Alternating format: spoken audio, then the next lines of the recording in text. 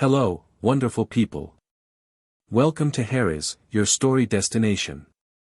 We have an absolute treat for you today. What if Harry was raised in Knockturn Alley and became the Underworld's youngest crime lord? If you're enjoying these stories, please take a moment to like this video and subscribe to our channel. Your support keeps the stories coming. With that said, let the adventure begin. Chapter 1, Blood makes you related, loyalty makes you family. The night air carried the damp chill that seeped into your bones, but 11-year-old Harry didn't notice. His focus remained laser-sharp on the third-floor window of Borgin and Burke's, where a rare artifact had just arrived that morning. Crouched on the neighboring rooftop, he adjusted the worn leather gloves Ezra had cut down to fit his small hands years ago. "Rat, you got eyes on the back entrance?" Harry whispered into a small tarnished mirror that definitely wasn't supposed to be in the possession of a child. A face appeared in the reflection, all angles and nervous energy. "Clear as crystal, boss. Old man Burke left through the flue 20 minutes ago. Only Borgin's inside, count in today's galleons." Harry nodded, tucking the mirror into the inside pocket of his jacket. The timing had to be perfect. He glanced at Moira, her wild dark hair pulled back tightly, her fingers already tracing practice patterns in the air. "You sure about that counterward?" Harry asked. Moira rolled her eyes. "Fifth time you've asked." "Yes. Borgin changes his security spells on Tuesdays and Fridays. Today's Thursday, still running the Blackridge configuration. I can neutralize it for 3 minutes, tops." "That's why you're the best," Harry said with a quick grin that vanished as quickly as it appeared. He refocused on the task. Bones. A hulking shadow materialized from behind a chimney stack.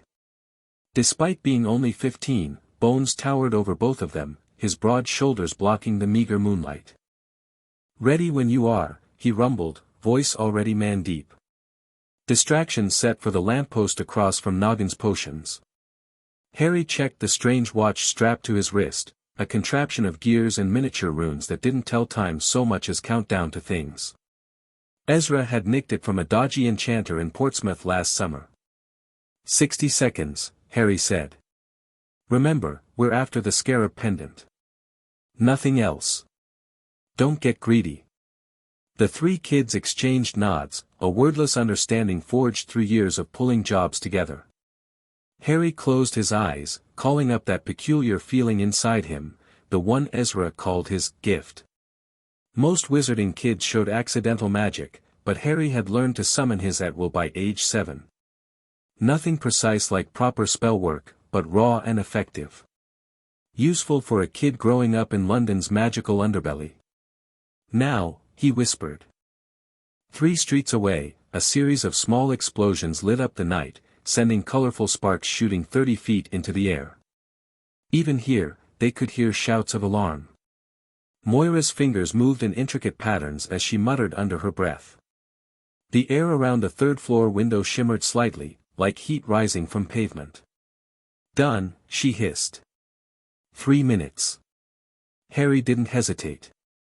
He sprinted across the sloping roof, leapt the narrow gap between buildings, and landed with practiced ease on the small ledge outside the window. His fingers found the latch, and with a quick tug enhanced by that inner power, the lock clicked open. Inside, the shop lay in shadowed silence. Harry slipped through the window with the quiet grace of someone who'd done this dozens of times. The cluttered shelves of Borgin and Burke's held countless dark artifacts, each more sinister than the last.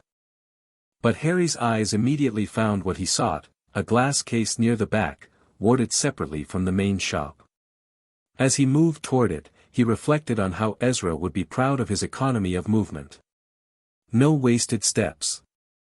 No wasted time. The pendant gleamed dully beneath the glass, a black scarab beetle encased in amber, suspended on a gold chain. According to their buyer, it could detect poisons in food and drink, making it invaluable to paranoid purebloods, or up-and-coming crime lords. Harry placed his palm flat against the glass case, feeling for the ward's resistance. There, a slight tingling, almost like static. He closed his eyes, focusing his gift to neutralize it the way Ezra had taught him. Not with counterspells, but with raw will shaped by intent. The glass grew warm beneath his palm, then cool again. Harry smiled and lifted the lid. That's when everything went sideways. A high-pitched wailing filled the shop, not coming from any visible alarm, but from the pendant itself. The scarab's eyes glowed red, and its tiny legs began to twitch against the amber. Bloody hell, Harry muttered, snatching the pendant anyway. No point leaving empty-handed now. As he turned to flee, the shop's floor creaked. Harry froze, then dove behind a large cabinet just as Borgin emerged from the back room, wand raised. "Who's there?" the shopkeeper snarled. "Show yourself, thief, and perhaps I'll only remove one hand." Harry's mind raced. The window was too far, he'd be spotted instantly. The shop's rear exit would lead straight into Borgin's back room. He needed a distraction. His eyes landed on a cursed music box 3 shelves away. Perfect. Harry concentrated, directing his gift toward it. The lid sprang open with a crack, and haunting music filled the shop. Borgin whirled toward the sound, giving Harry just enough opening to dash toward a different hiding spot. "Clever, but not clever enough," Borgin hissed, sending a hex crackling through the air where Harry had been seconds before. "I can smell you, little rat. Fresh blood always smells the sweetest." Harry crouched behind an ancient desk, heart hammering. His 3 minutes were definitely up. Where was, the front door exploded inward with a deafening boom. Bones stood in the doorway, looking every inch the teenage terror with his scarred face twisted in a fierce grin. "Evening, Mr. Borgin," he called cheerfully. "Lovely night for a stroll, innit?" Borgin spun toward the new threat, firing off a nasty-looking purple spell that Bones barely dodged. Harry didn't waste the opening. He bolted toward the window, vaulting over a display case of shrunken heads that snapped their teeth at his passing. Behind him, he heard Bones laughing as he kept Borgin occupied, knocking over merchandise and dodging curses. "You little monsters!" Borgin shouted. "I'll have your hides for my collection." Harry reached the window and scrambled through, the pendant clutched tightly in his fist. Outside, Moira waited, her face tight with tension. Cutting it close, she snapped, grabbing his arm. "Where's Bones?" Right on cue, Bones came flying through the window, landing with considerably less grace than Harry had. A smoking hole in his jacket showed where one of Borgin's hexes had nearly connected. "Time to disappear," Harry said, pulling them both toward the roof's edge. They scrambled down the side of the building using the drain pipe, a route Harry had scouted days earlier.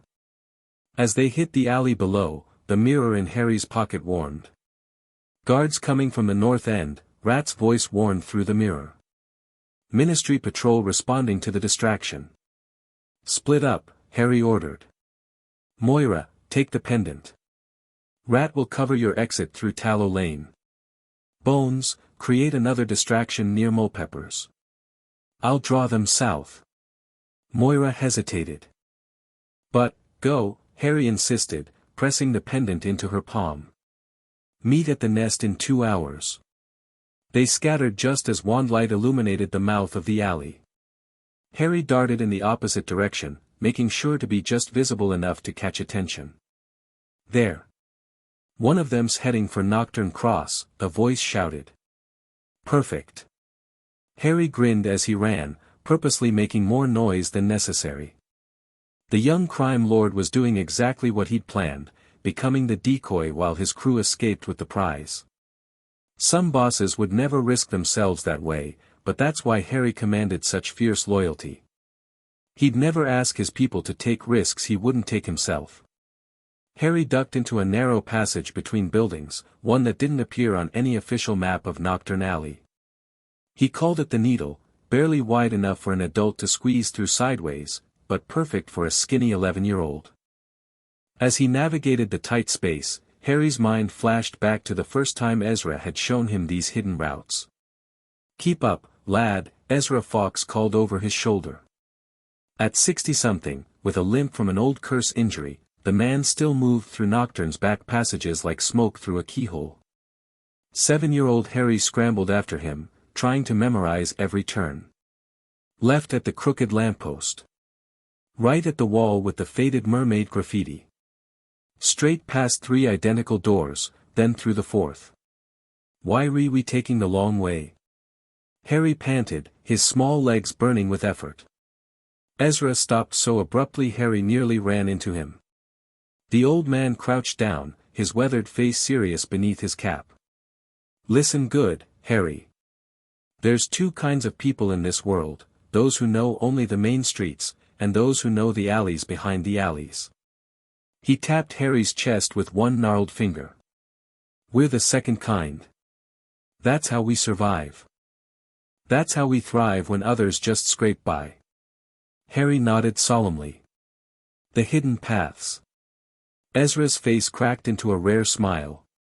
Sharp as a goblin's tooth, you are. Come on, one more trick to show you before dinner. They continued to a dead-end wall covered in peeling posters for long-past events. Watch close, Ezra instructed. He placed his palm flat against a particular brick, closed his eyes in concentration, and pushed. Where there should have been solid wall, his hand passed through as if through water. Magic responds to magic, lad. Even without a wand. Remember that. Harry's eyes widened. Is that like what I can do? When I make things move without touching them? Ezra gave him an appraising look. Similar, but what you've got, that's something special. Something that's gonna make you extraordinary if you learn to use it right. Can I try? Harry asked eagerly. That's why we're here. Ezra gestured to the wall. Focus on what you want, to pass through, not just push against. Intent matters more than power. Harry placed his small hand against the cool brick, closed his eyes, and concentrated. He pictured his hand slipping through solid matter, willed it with all his might. Nothing happened. It's okay, Ezra said. Took me months to, Harry pushed again, frustration building. This time, he felt something, a ripple of energy from his core to his fingertips. His hand sank into the wall up to his wrist.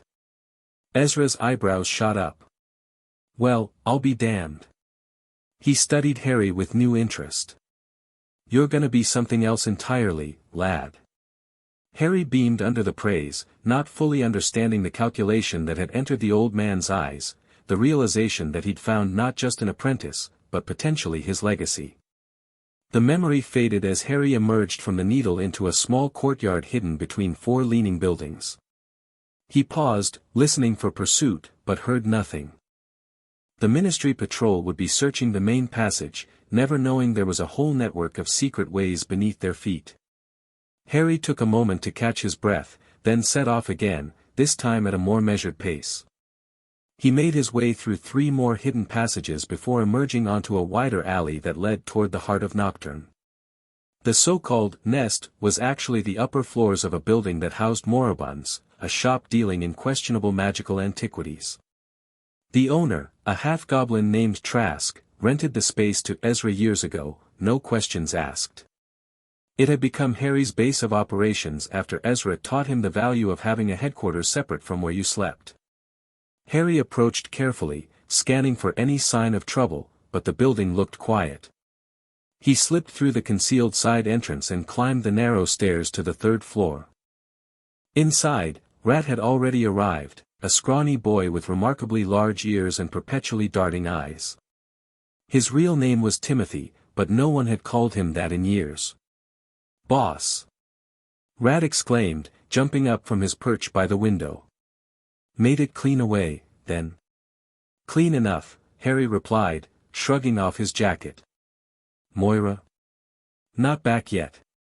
Rat fidgeted nervously with a coin, rolling it over his knuckles in a fluid motion. But her route's longer, innit?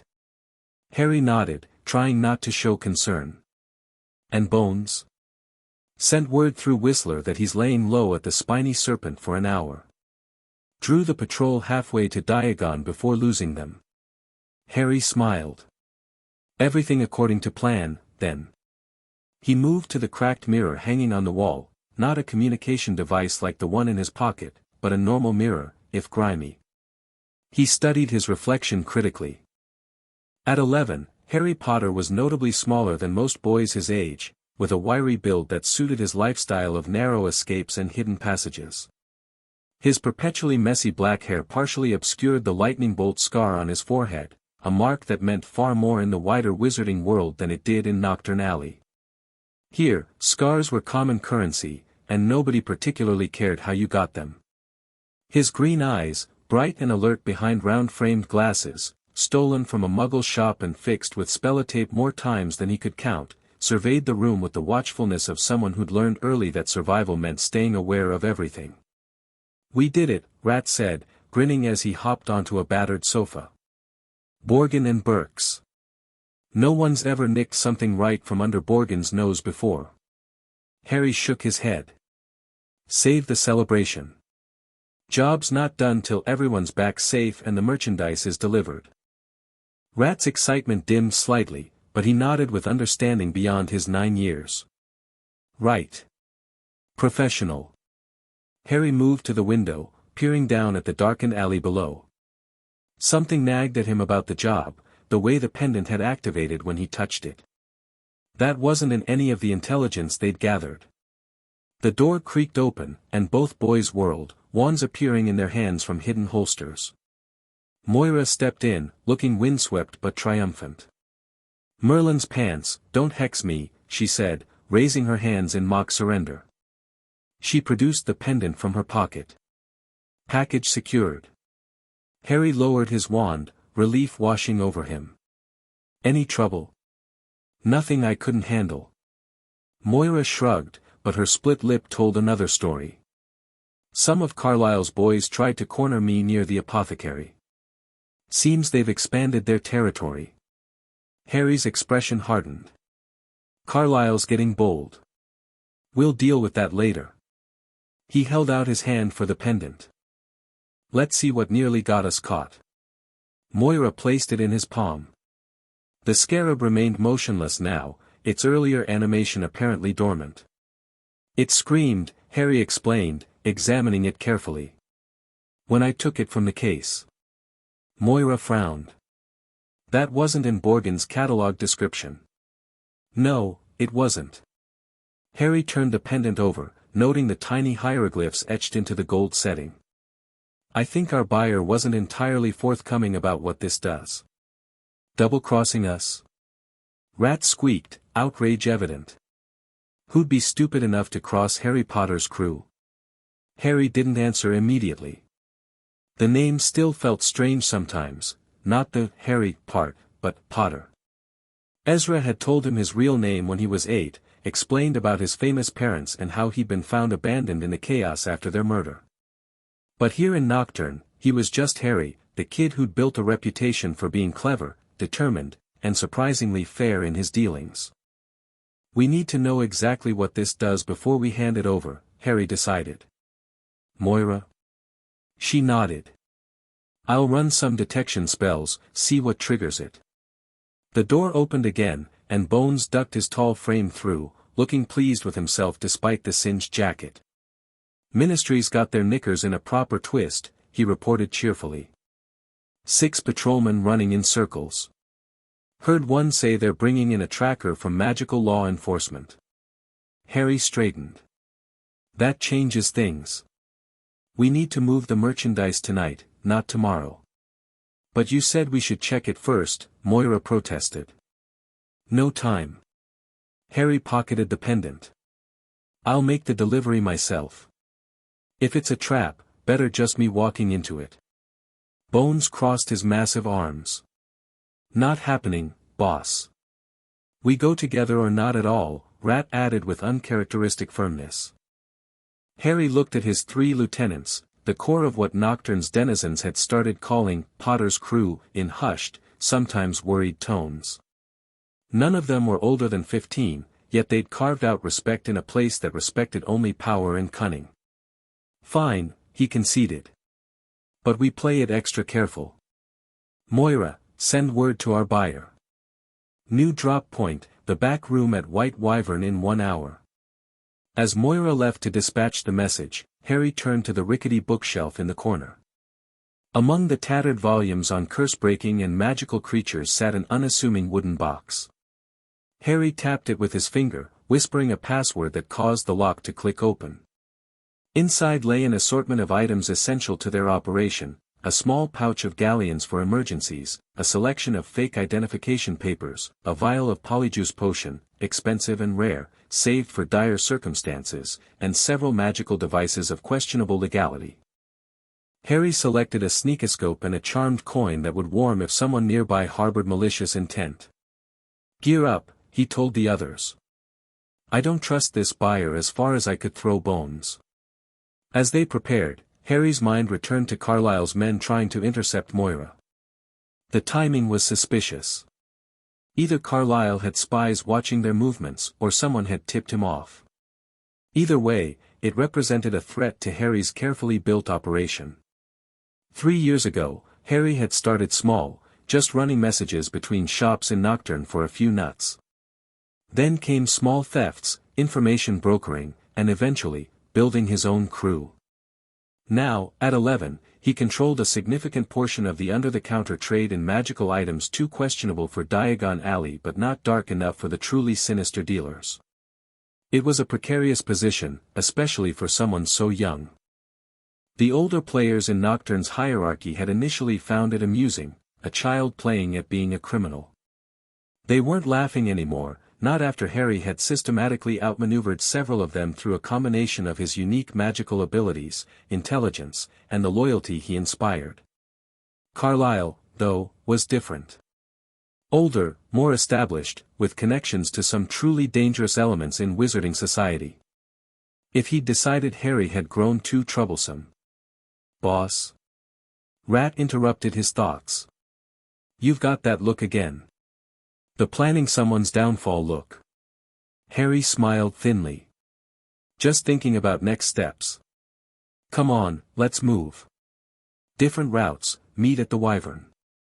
As they filed out, Harry paused at the doorway, touching the frame in a gesture that had become habitual, a silent acknowledgement of Ezra's teachings. The old man was away on business in Eastern Europe, hunting down rare components for a client, but his presence permeated everything about their operation. "Blood makes you related," Harry murmured the phrase Ezra had taught him, "loyalty makes you family." And with that, he stepped into the night, the pendant a heavy weight in his pocket. The White Wyvern stood at the junction where Knockturn Alley met the even more disreputable Hangman's Court. Its sign, a faded painting of a snarling dragon-like creature, creaked in the breeze, the enchantment that once made it breathe fire long since failed. Inside, the pub catered to the sort of clientele that made even the Hog's Head in Hogsmeade look respectable. The lighting remained perpetually dim to hide the questionable stains on the floor and the even more questionable activities in the corners. The air smelled of stale fire whiskey, pipe smoke, and a faint hint of magical residue from spells cast in anger. Harry entered alone, having sent Bones around to the back entrance and positioned Rat across the street as lookout. Moira waited 3 buildings down, ready with a distraction if needed. Despite his age, Harry walked with the confidence of someone who belonged, nodding to the bartender, a hulking man with a patch over one eye who merely grunted in return. The back room had been secured an hour earlier through a generous rental fee to the proprietor. Harry checked his watch. The buyer was due any minute. He settled at the scarred wooden table, back to the wall, eyes on the door. The pendant sat heavy in his pocket, and now that he had a moment to think, his earlier concerns returned. Why would it activate when touched? What was it really designed to do? The door opened, admitting a hooded figure who moved with deliberate grace. Taller than Harry expected, with long fingers adorned with several ornate rings. "You're younger than I anticipated," a female voice said, cultured accent suggesting old money. Harry kept his expression neutral. "Does my age matter if I have what you want?" The woman pushed back her hood, revealing sharp features framed by silver-streaked dark hair. "Not if you truly have it. Though I admit, I'm curious how children manage to retrieve the Pharaoh's Guardian from Borgen's collection." "Professional secret," Harry replied coolly. Let's discuss payment. The woman's lips curled into a smile that didn't reach her eyes. Of course. Business first. 200 galleons, as agreed. Harry raised an eyebrow. The price was 250. That was before you triggered the pendant's defensive enchantment, alerting half of Knockturn to the theft. She set a heavy pouch on the table. 200 seems generous, considering the circumstances. So she knew about that. Interesting. Harry maintained his poker face. The circumstances being that we succeeded where others failed. 240, not a canute less. The woman studied him, reassessing. After a moment, she added another smaller pouch to the table. You drive a hard bargain for one so young. Very well. Harry didn't touch the money yet. Before we conclude our business, I'd like to know what exactly I'm selling you. The pendant does more than detect poison, doesn't it? Clever boy, she murmured. Yes, the Pharaoh's guardian does much more. It not only detects poisons but can absorb them, storing the toxic essence for later use. Her eyes gleamed. Quite useful for someone in a politically precarious position. Harry understood immediately. Not just protection, but potential assassination. Whoever this woman was, she moved in dangerous circles. That information would have been helpful before it started screaming, he said dryly. She shrugged one elegant shoulder. I needed someone with particular talents. Your reputation preceded you, Mr. Potter. The use of his name didn't surprise Harry as much as it might have once.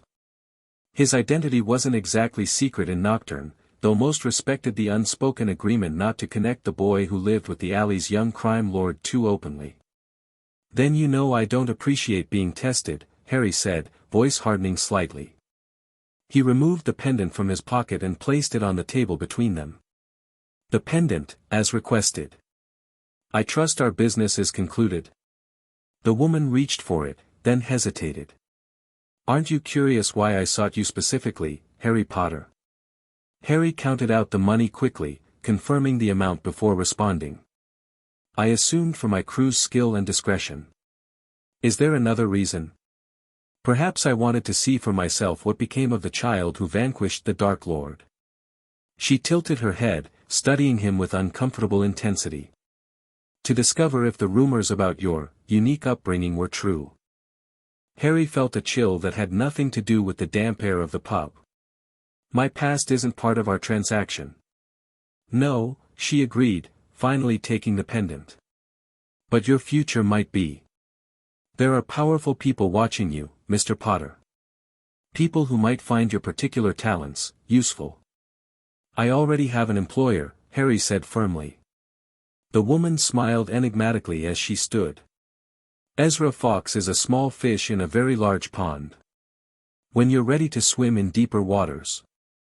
She placed a small card on the table. Contact me. With that, she swept from the room, leaving Harry alone with the payment and a growing sense of unease.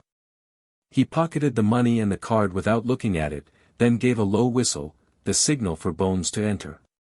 The door opened immediately, suggesting Bones had been listening the entire time. Weird lady, the older boy commented. Talked like she was at some fancy tea party instead of a dodgy pub in Knockturn. She knows who I am, Harry said quietly. The real me. Bones shrugged his massive shoulders. Lots of folks know who you are. Doesn't mean anything. But it did mean something, and they both knew it. Harry's true identity had always been a double-edged sword, a source of protection in some ways. Few wanted to be known as the person who harmed the boy who lived, but also a vulnerability. There were those who had loved Voldemort and would happily harm his destroyer, and others who would seek to rescue Harry from his life in Knockturn for their own purposes. Let's go, Harry said, pushing the thoughts aside for now. We need to split this and get everyone paid. As they left the White Wyvern, Harry gave a subtle nod to Rat across the street, who immediately scampered down from his perch and fell into step behind them at a discreet distance. Moira joined them at the next corner, and the four made their way back toward their headquarters through the winding alleys. "Job well done," Harry told them as they walked. "Everyone gets their share, plus a bonus for the complications." "What about Carlisle's boys trying to intercept me?" Moira asked. "That's not something we can ignore." Harry's expression darkened. "No, it's not. But we handle it smart, not angry. First, we figure out if he's making a real play against us or if it was just targets of opportunity." "I can ask around," Rat offered. "Got a cousin who works near Carlisle's main spot. Here's things." Harry nodded. "Do that. But carefully." They turned down a narrow passage that would lead them back to their base, only to find their path blocked by three figures. Older teenagers, wands drawn, with the distinctive scarlet armbands of Carlisle's crew. "Well, look what we found," drawled the tallest one, a hook-nosed boy of about 17. "Potter and his little gang of misfits." Harry stepped forward, positioning himself slightly ahead of the others. "Evening, Travers. Bit far from your usual hunting grounds." Travers smirked. "Carlisle wants a word with you, Potter. About respect and territories and knowing your place." "He could have sent an owl," Harry replied calmly, even as his mind raced through escape routes and defensive options. "More civilized." "Nothing civilized about what he's planning for you," another boy snickered. Harry felt rather than saw his crew spreading out slightly behind him, readying themselves. Good. They'd been in tight spots before. "Three choices," Harry said, his voice level.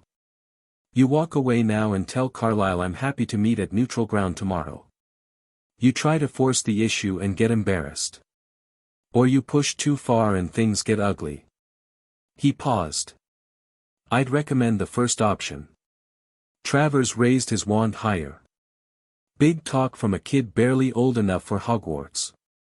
Harry sighed. "Option 2, then."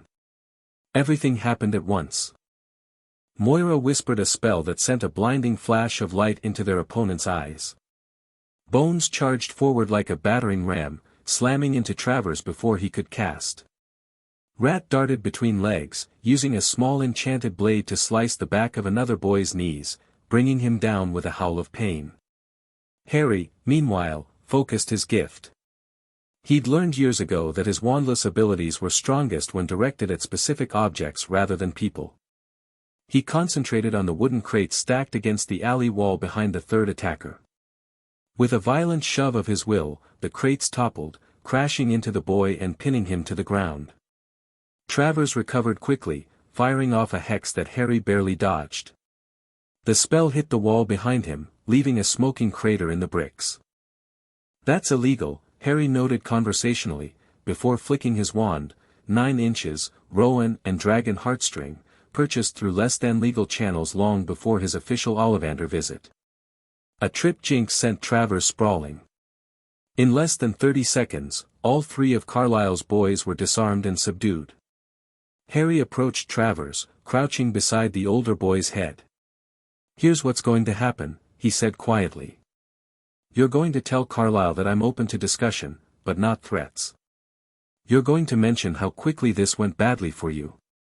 And you're going to suggest that maybe, just maybe, a mutually beneficial arrangement would be better than a war neither of us needs right now."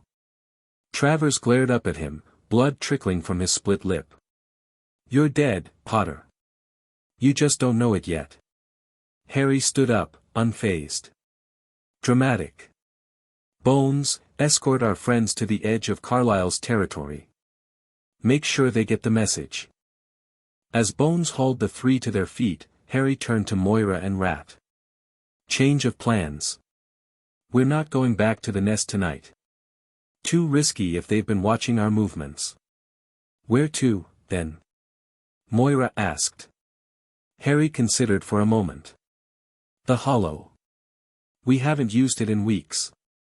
The Hollow was their fallback location, a hidden space beneath an abandoned shop 3 streets over. Less comfortable than the nest, but more secure. As they moved through the shadows of Knockturn Alley, Harry found himself thinking about the mysterious buyer's words. People watching him. Deeper waters. He'd known for some time that his operation was growing beyond what most would expect from someone his age, but tonight felt like a turning point. With Carlyle making open moves against him and unknown powers taking interest in his potential, Harry realized that the relative simplicity of his childhood in Knockturn was coming to an end. New challenges were emerging, and he would need to adapt. For now, though, he had his crew, his real family, and the skills Ezra had taught him. That would have to be enough. The hollow smelled of dust and disuse as they filed in through the concealed entrance behind what had once been a potioneer's shop. Harry lit the old lamps with a flick of his wand, revealing a low-ceilinged room with mismatched furniture and walls lined with shelves of supplies. "Home sweet home," Rat quipped, flopping onto a threadbare couch that released a small cloud of dust. Moira performed a quick series of detection spells. "Clear. No one's been here since we last used it." Harry nodded, setting down the pouches of galleons on a scarred table. "Let's divide this up and make plans." He counted out the coins methodically, creating 4 uneven stacks, the largest for the crew's operational funds, the rest divided between the 3 members present, with shares set aside for Bones and 2 other part-time members of their organization. "Bones should be back soon," Moira said, accepting her share. "Unless Carlyle's lot gave him more trouble." "They won't," Harry replied confidently. "Travers talks big, but he's not stupid enough to escalate tonight, not after that showing." Rat pocketed his coins with practiced sleight of hand. "Still, Carlyle coming at us directly, that's new." Harry leaned back in his chair, turning the situation over in his mind. "We've been expanding. Taking jobs that would normally go to his crew. He was bound to notice eventually." "Yeah, but why now?" Moira pressed. "We've been careful to stay off his prime territory." "A good question." Harry frowned, trying to connect the dots. The timing of Carlyle's move, coming the same night as the Borgin and Burke's job, seemed suspicious. And then there was the mysterious buyer who knew too much about Harry's identity. "We might have a leak," he said finally. "Someone feeding information to Carlyle about our operations." Rat looked stricken. "One of us?" "No," Harry said immediately. "Not the core crew. But someone on the periphery, maybe. One of our suppliers or clients." The hidden door creaked open, and they all tensed until Bones ducked his head through. "All sorted," he reported. "Left them at the corner of Shiverwich Lane with a few extra bruises to remember us by." "Any trouble?" Harry asked. Bones shook his head. "Nah. Ran into a couple more of Carlyle's lookouts, but they backed off quick when they saw what shape their mates were in." Harry gestured to the money on the table. "Your share. Good work tonight, all of you." As Bones collected his payment, a familiar screech came from the small window near the ceiling. A moment later, a rather ragged-looking barn owl swooped in, dropping a letter before perching on the back of a chair with a disgruntled hoot. Harry recognized the handwriting immediately. "It's from Ezra." He broke the simple wax seal and unfolded the parchment, scanning its contents quickly. His expression grew increasingly troubled as he read. "What is it?" Moira asked. "Is he okay?" Harry looked up, his face uncharacteristically uncertain. "He's fine, but, he's coming back early. Says there's something important we need to discuss." He hesitated. "Something about my past and future." The others exchanged glances. "Your past?" Rat repeated. "Like, the boy who lived stuff." Harry nodded slowly. "Must be. And get this, he says to expect another letter soon. An important one." "What's that supposed to mean?" Bones asked. Harry reread the relevant passage. "Keep your eyes open for an important letter in the coming days, lad. When it arrives, we'll need to have a serious talk about your options." He looked up. "That's all he says about it." Moira's eyes widened. Harry, you don't think he means. She didn't finish the thought, but she didn't need to. They all knew what letter an 11-year-old wizard might be expecting around this time of year. Hogwarts, Harry said the word quietly, testing how it felt. A place he'd heard about but never seriously considered as part of his future. Maybe. The group fell silent, each contemplating what this could mean for their operation. Harry at Hogwarts would change everything. You wouldn't go, would you? Rat asked finally, his voice small. I mean, what about us? What about everything we've built? Harry looked around at the faces of his crew, his family. I don't know, he admitted. But whatever happens, we stick together. That's the rule, remember? Before anyone could respond, a series of sharp taps sounded against the hidden door, a specific rhythm that belonged to only one person. Harry's eyebrows shot up in surprise.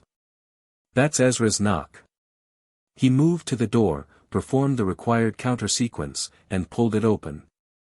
There stood Ezra Fawkes, looking travel-worn and grim, his silver hair wild and his robes dusty from the road. Bit faster than I expected, the old man said by way of greeting. Got your owl when I reached Dover and decided not to waste time. Harry stepped back to let him enter. You said we needed to talk. Ezra nodded, casting an appraising eye around the hollow. I see you've been using the backup location. Smart. Trouble? Carlisle, Harry explained briefly. Making moves, tried to intercept a job tonight. Ezra grunted. Been coming for a while. That one's got ambition without the brains to match it. He set down his traveling sack and fixed Harry with a serious look. But that's not why I'm back. Your letter mentioned something about my past, Harry prompted. And future, Ezra corrected. He glanced at the others. No offense to your crew, but this conversation needs to be private. The others looked to Harry, who nodded after a moment's consideration. Give us the room, yeah. Get some rest. Been a long night. Once they had filed out to the adjoining storage areas that served as sleeping quarters, Ezra settled heavily into a chair, looking suddenly every one of his 60-plus years. Sit down, lad, he said, gesturing to the chair opposite. We've got important matters to discuss. Harry complied, studying the man who had raised him. Ezra Fawkes had never been what anyone would call traditionally paternal. He'd treated Harry more like an apprentice than a son, teaching him everything he knew about survival in the magical underworld. But in his own rough way, he'd cared for Harry, protected him, and prepared him for a life that most children couldn't imagine. Your Hogwarts letter will be arriving soon, Ezra stated without preamble. Probably within the week. Harry tried to hide his surprise. How do you know? Got word from an old contact in the school administration. They've got you down in the book, same as every magical child in Britain. Ezra leaned forward. Which means decisions need to be made. I didn't think Hogwarts was part of the plan, Harry said carefully. They'd never really discussed his formal education. His learning had been practical, focused on the skills needed for their line of work. Ezra's weathered face creased in a humorless smile. Plans change. The world's getting more complicated, lad. Especially for you. Because of who I am, Harry surmised. Partly. Ezra pulled out his pipe, lit it with a snap of his fingers, and took a thoughtful puff. But also because of what you've become. You've built something here, something impressive. Got people's attention, and not just in our little corner of the world. Harry thought of the mysterious buyer from earlier. Someone approached me tonight. Said there were powerful people watching me. Ezra's eyes sharpened. Who?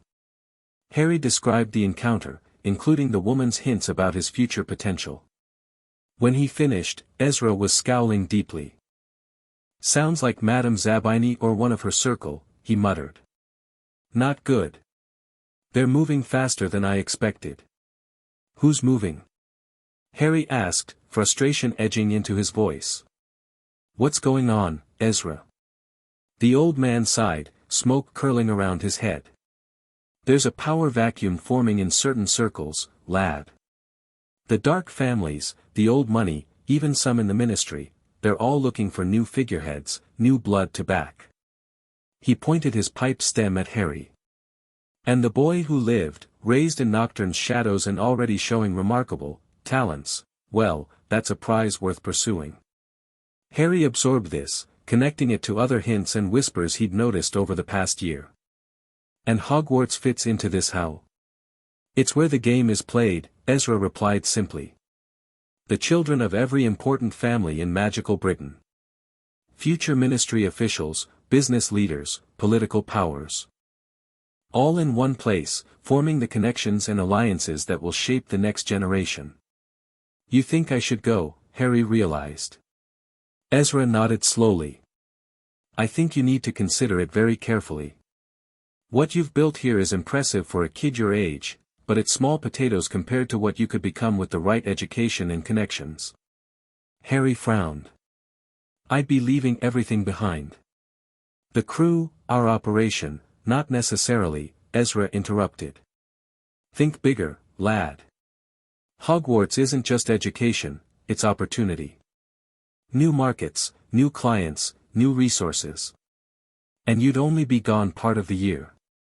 Harry had to admit, the idea had merit when framed that way. Still, something felt off about Ezra's sudden push toward mainstream wizarding society after years of teaching Harry to operate in its shadows. Why the change of heart, he asked bluntly. You never mentioned Hogwarts before as part of my future. Ezra's expression turned grim. Because things are changing. I've been hearing whispers. Old powers stirring. People who would very much like to find Harry Potter, either to use him or eliminate him. Voldemort's followers. Some of them. Others with their own agendas. Ezra leaned forward. The protection that's kept you relatively anonymous is wearing thin, lad. Better to step into the light on your own terms than be dragged out of the shadows. Harry considered this, turning the complex situation over in his mind. And the crew? They're loyal to you, not the operation, Ezra pointed out.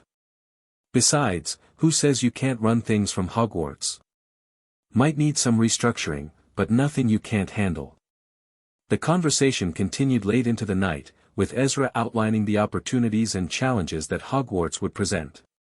By the time they finally retired to sleep, Harry's mind was whirling with possibilities. The next morning found him sitting alone by the small window, watching the first grey light of dawn creep over Knockturn Alley's crooked rooftops.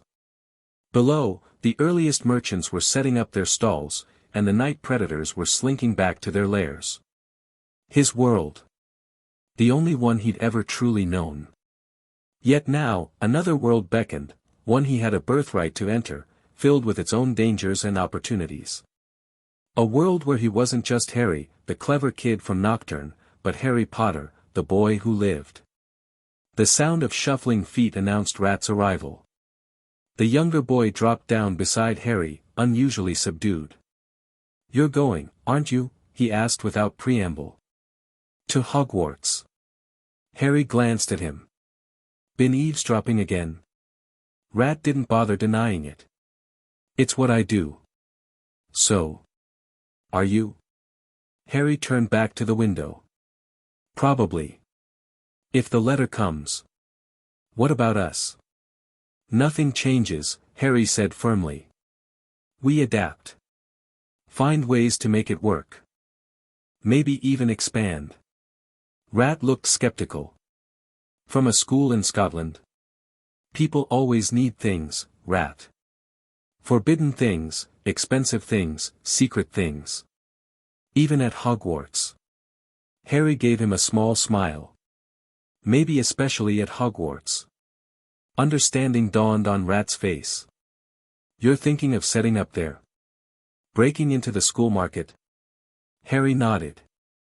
New territory. Minimal competition, I'd wager. Rat's expression brightened considerably. That's bloody brilliant. Then he sobered. But how would we stay connected? Run things day to day? We'd figure it out, Harry assured him. Magical communication, holiday breaks.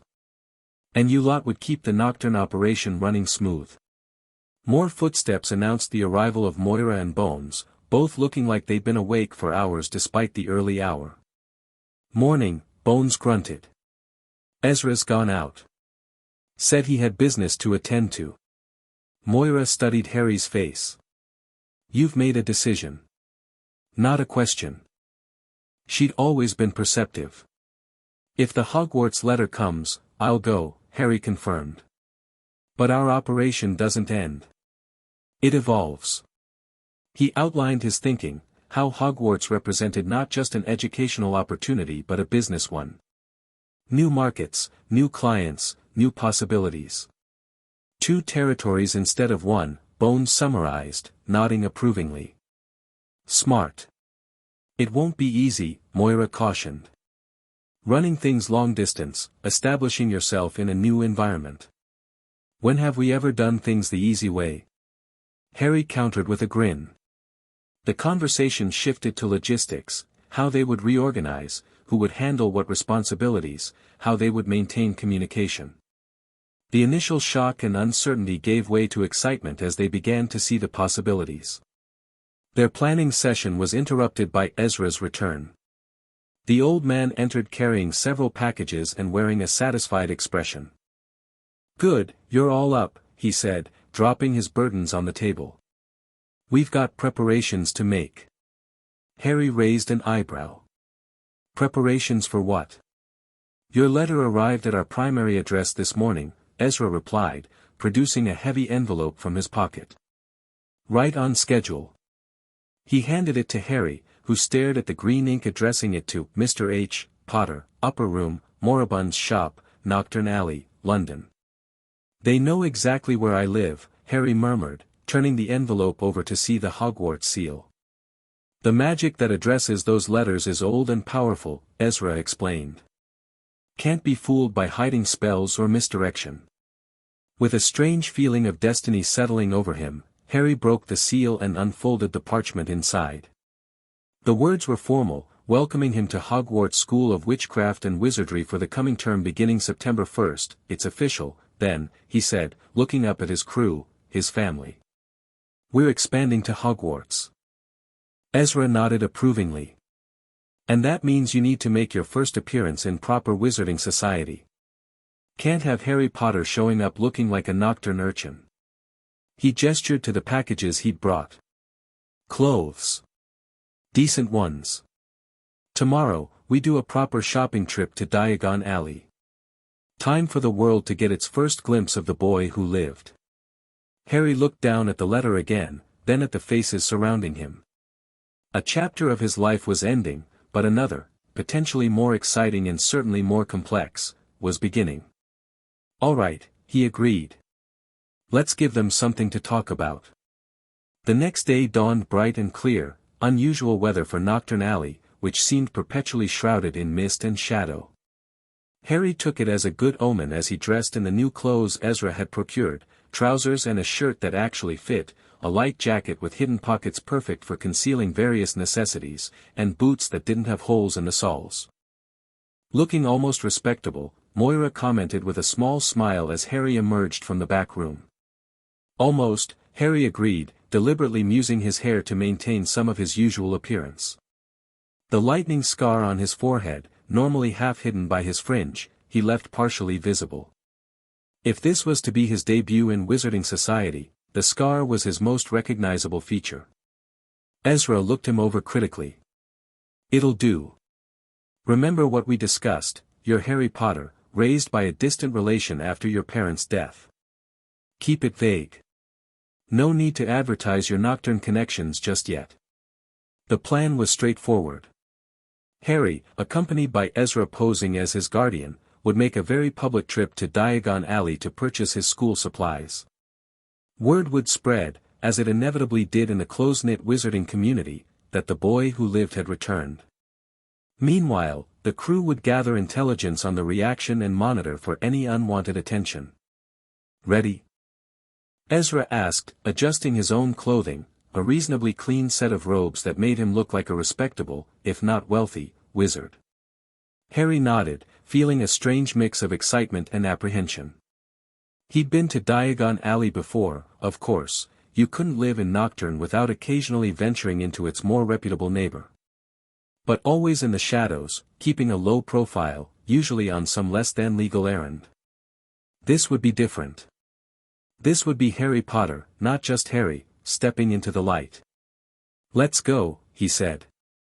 They left the hollow through one of the less-used exits that would bring them to the boundary between Knockturn and Diagon without passing through the main thoroughfare of either. Rat trailed them at a distance, playing the role of advance scout, while Bones and Moira would follow later to observe from different vantage points. As they approached the sunlit main street of Diagon Alley, Harry straightened his shoulders, adopting the confident posture he used when negotiating with clients twice his age. Ezra gave him an approving nod, and together they stepped out of the shadows and into the bustling commercial heart of magical Britain. The contrast was immediate and stark. Where Knockturn was narrow, grimy, and furtive, Diagon was wide, bright, and cheerful. Colorful shop displays, street vendors calling their wares, families with children pointing excitedly at window displays. It was a different world, though one Harry had observed from the edges many times. "First stop, Gringotts," Ezra muttered. "Need to establish your financial independence right off." Harry knew what he meant. The Potter Vault, according to Ezra, contained a substantial inheritance that had been sealed until Harry's reappearance in the wizarding world. Accessing it would be their first official acknowledgement of his identity. They made their way toward the imposing white marble building at the far end of the street. Harry was acutely aware of the occasional double takes from passers-by, the whispers starting behind them as people caught glimpses of his scar. "Is that? Looks just like James, but with Lily's eyes. The scar, it's really him." By the time they reached the steps of Gringotts, a ripple of awareness was spreading through the crowd. Harry kept his expression neutral, pretending not to notice the attention while cataloging every reaction in his peripheral vision.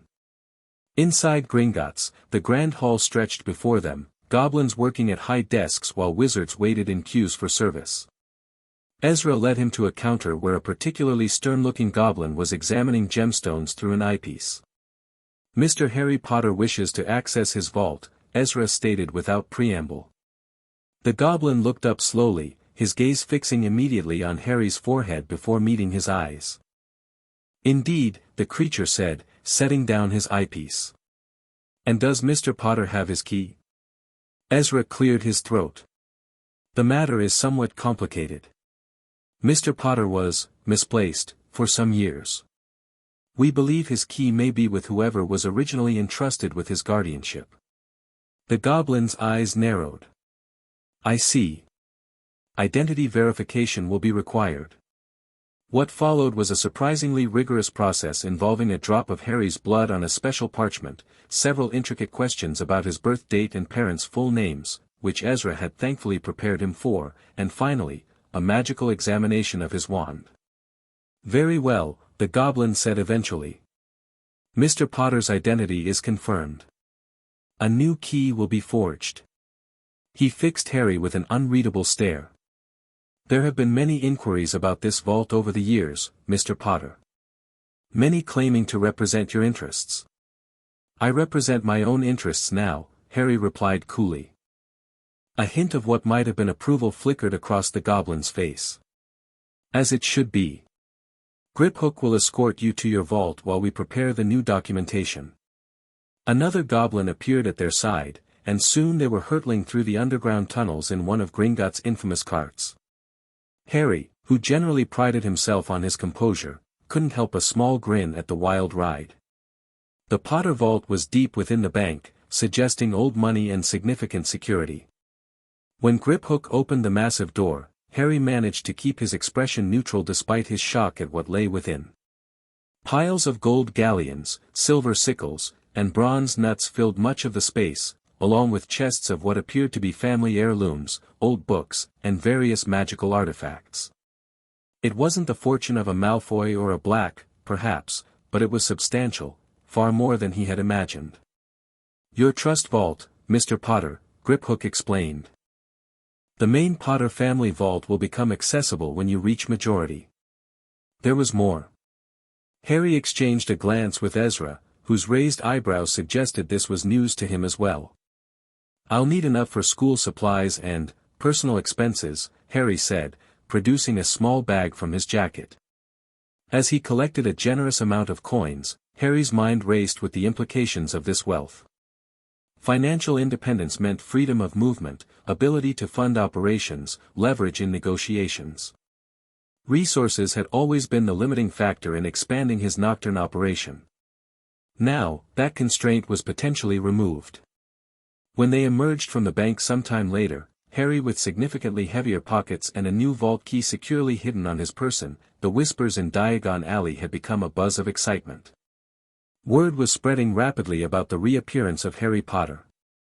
Stick to the plan, Ezra murmured as they descended the white steps. Standard school shopping. No detours. Their first stop was Madame Malkin's for school robes. As they entered the shop, a plump, smiling witch approached them. Hogwarts, dear, she asked Harry, then froze as she got a proper look at his face. Her eyes widened, flicking to his forehead and back to his eyes. Oh my goodness. Are you Harry Potter? Yes, Harry confirmed with a small, practiced smile that he hoped looked appropriately modest. I need robes for my first year, please. The witch seemed to recover her professional composure with effort. Of course, Mr. Potter. Right this way. We'll get you fitted immediately. As he was led to a fitting stool, Harry noticed another boy already being measured. Blonde, pointed features, expensive-looking casual robes, all the hallmarks of old money. The boy glanced over as Harry stepped onto the neighboring stool. Hogwarts too, he drawled. Yes, Harry replied simply, assessing the other boy with practiced eyes. This, he realized, was his first interaction with someone who would be his peer at Hogwarts, and potentially a useful connection. My father's next door buying my books and mother's up the street looking at wands, the boy continued in a bored voice. Then I'm going to drag them off to look at racing brooms. I don't see why first years can't have their own. I think I'll bully father into getting me one and I'll smuggle it in somehow. Harry raised an eyebrow at the casual mention of breaking rules and manipulating parents.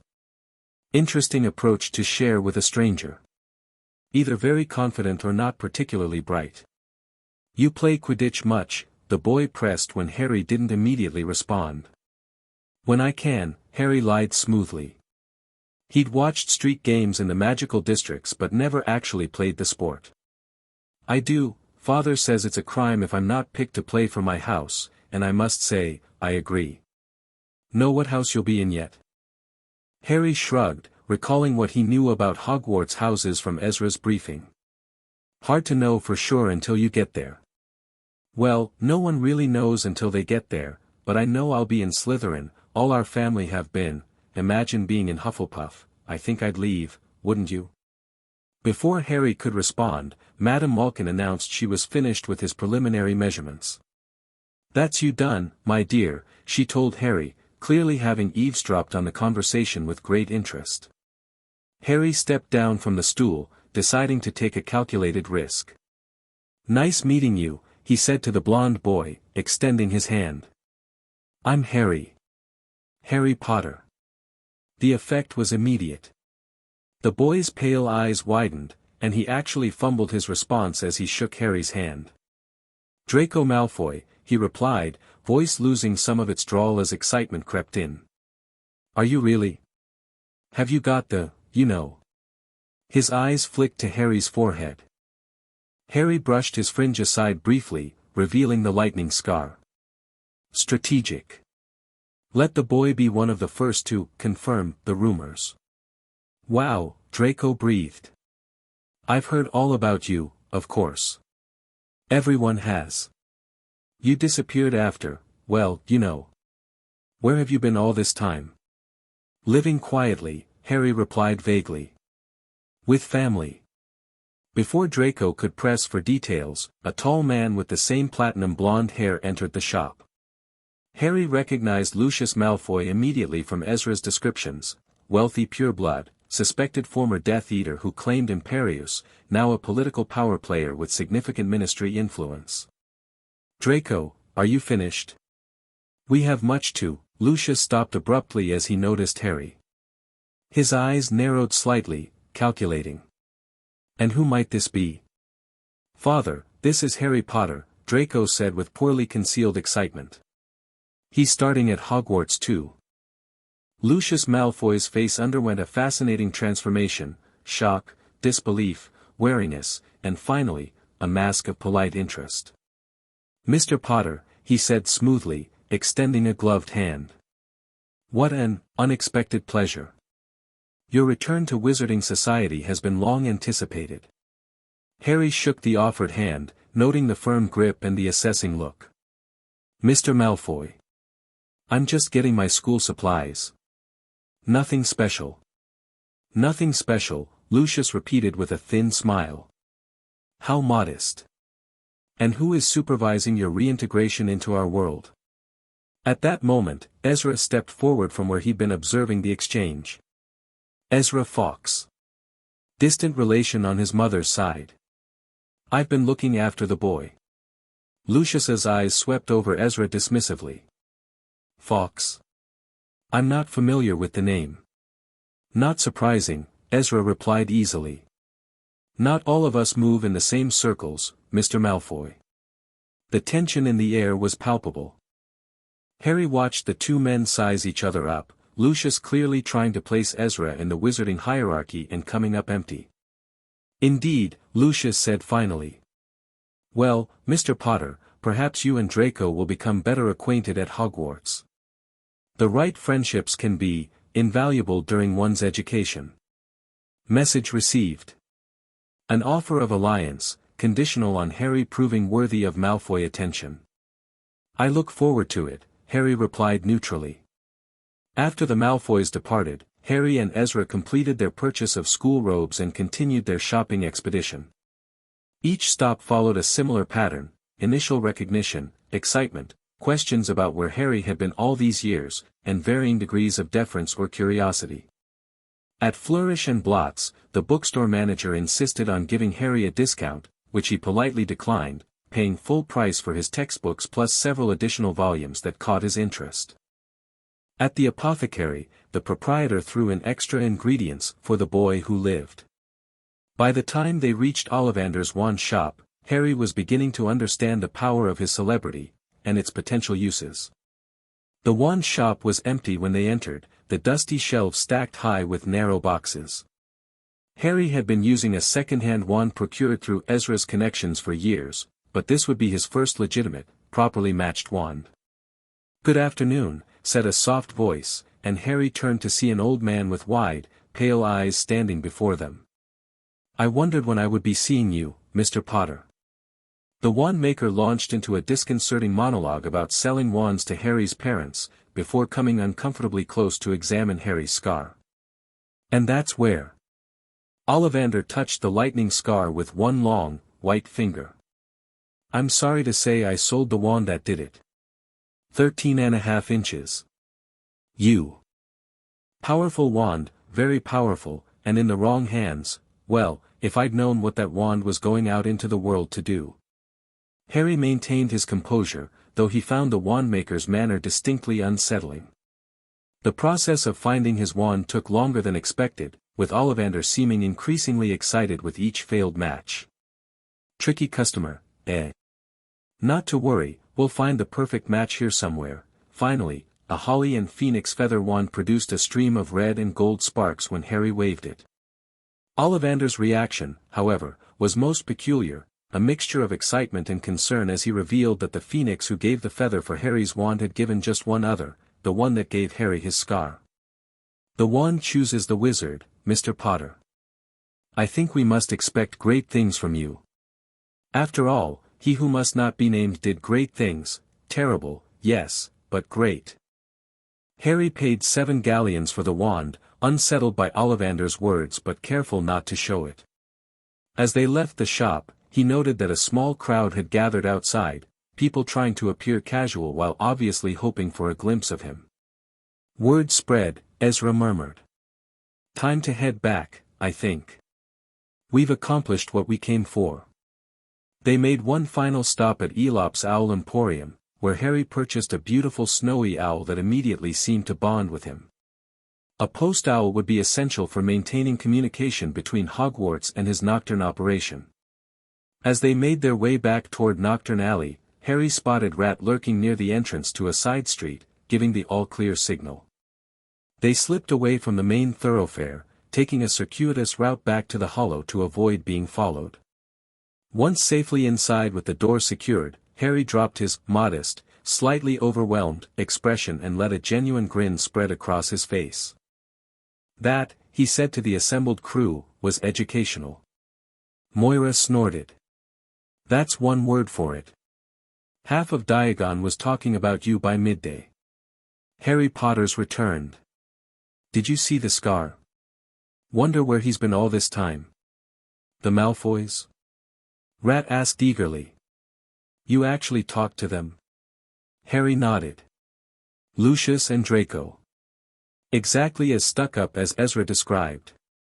Potential allies, though, Ezra pointed out. The Malfoy name opens doors. Useful, depending on your ambitions. Harry began unpacking his purchases, mind already working through the implications of everything he'd observed. People defer to the boy who lived identity more than I expected. Could be useful. Could be dangerous, Bones countered. More attention means more scrutiny. Which is why we keep the Knockturn operation completely separate from Harry's Hogwarts persona, Ezra said firmly. At least at first. Harry nodded, extracting his new wand from its box and examining it thoughtfully. 2 worlds, 2 identities. He glanced up at his crew. But one crew. One family. Damn right, Rat agreed fervently. As evening fell over Knockturn Alley, they planned late into the night, restructuring their operation to function in Harry's absence, establishing communication protocols, identifying potential opportunities at Hogwarts. The coming weeks would be busy, preparing for Harry's departure while ensuring the crew could continue their work effectively. Yet beneath the practical discussions ran a current of excitement. They were expanding, evolving, reaching beyond the narrow confines of Knockturn into the wider wizarding world. And Harry Potter, raised in the shadows to become the youngest crime lord in the magical underworld, was about to take his first steps onto a much larger stage. By the time September 1st arrived, Harry's preparations were complete. The crew had spent the intervening weeks reorganizing their operation, with Moira stepping up as day-to-day leader in Harry's absence. They'd established a secure communication system using their own enchanted mirrors and Harry's new owl, whom he'd named Hedwig after a historical figure in one of his textbooks. Standing on platform 9 3/4 amid the steam from the Scarlet Hogwarts Express, Harry felt a strange mix of emotions. Excitement at the new territory and opportunities ahead. Apprehension about navigating an unfamiliar social landscape. And something else, a tightness in his chest as he looked at the 3 faces before him. Remember, weekly reports, Moira was saying, her usual cool demeanor slipping slightly to reveal concern. And if anything major happens, I know, Harry assured her. Emergency mirror call. Bones clapped a heavy hand on his shoulder. Show them what Knockturn's finest can do, yeah. Rat, looking miserable despite his attempts to hide it, thrust a small package into Harry's hands. Made this for you. Might come in handy. Harry unwrapped it to find an intricately carved wooden box no bigger than his palm. When he opened it, the interior appeared far larger than physically possible, with several compartments. Undetectable extension charm, Rat explained proudly. For keeping things you don't want found. Cost me 3 weeks' earnings to get the enchanter to do it right. Harry felt that tightness in his chest increase. It's brilliant. Thanks, Rat. Ezra stood slightly apart, watching the farewells with his usual inscrutable expression. When Harry turned to him, the old man simply nodded. Remember what I taught you, he said gruffly. Keep your eyes open, your mouth shut, and never show all your cards at once." "I will," Harry promised. Ezra hesitated, then reached into his coat and produced a small, wrapped object. "This belonged to your father. Been saving it for the right moment." Harry unwrapped it carefully to reveal an old-fashioned pocket watch of burnished gold. When he opened it, the face showed not only time but tiny symbols around the edge whose meaning wasn't immediately clear. "It's got protection spells," Ezra explained quietly. "Old family magic. Might not stop a killing curse, but it saved a Potter neck or two over the centuries, from what I understand." Harry looked up sharply. "How did you get this?" A ghost of a smile crossed Ezra's face. "Let's just say your parents' belongings didn't all end up where they were supposed to after that night. Some of us made sure certain items were preserved, for when you'd need them." Before Harry could press for details, the train whistle blew, signaling the final call for boarding. With quick, fierce hugs for his crew and a firm handshake for Ezra, Harry Potter boarded the Hogwarts Express, ready to begin the next chapter of his unusual life. As the train pulled away from the platform, Harry found an empty compartment and settled by the window, watching platform 9 3/4 recede into the distance. His trunk was secured overhead, containing his school supplies, a few personal possessions, and, hidden in Rat's special box, the tools of his other life, lockpicks enchanted to work on magical locks, a set of skeleton keys that could open most conventional doors, the communication mirror linked to his crew, and a small pouch of emergency funds. The door to his compartment slid open, revealing a tall, gangly boy with red hair and freckles. "Anyone sitting there?" he asked, pointing to the seat opposite Harry. "Everywhere else is full." Harry gestured for him to sit. "Help yourself." As the boy settled in, his eyes widened in recognition. "Blimey, are you, Harry Potter?" "Yes," Harry confirmed, having grown somewhat used to this reaction over the past month. "Wicked," the boy breathed. "I'm Ron. Ron Weasley." Harry recalled Ezra's briefing on wizarding families. The Weasleys, large family, limited means, staunchly aligned with Dumbledore, reputation for being blood traitors among certain circles due to their pro-Muggle stance. Potential allies or obstacles, depending on Harry's chosen path. As the train journey progressed, more students stopped by their compartment, a nervous boy searching for his lost toad, a bushy-haired girl who spoke at rapid speed and seemed to have memorized half the curriculum already, and eventually Draco Malfoy with two large boys who seemed to function as bodyguards. Malfoy's attempt at forming an alliance took an immediate wrong turn when he insulted Ron, forcing Harry to make a quick calculation about his public associations. He declined Malfoy's offer of friendship, at least for now, deciding that keeping options open with multiple groups would serve him better than early alignment with any faction. The politics of Hogwarts, it seemed, would be more complex than he'd anticipated.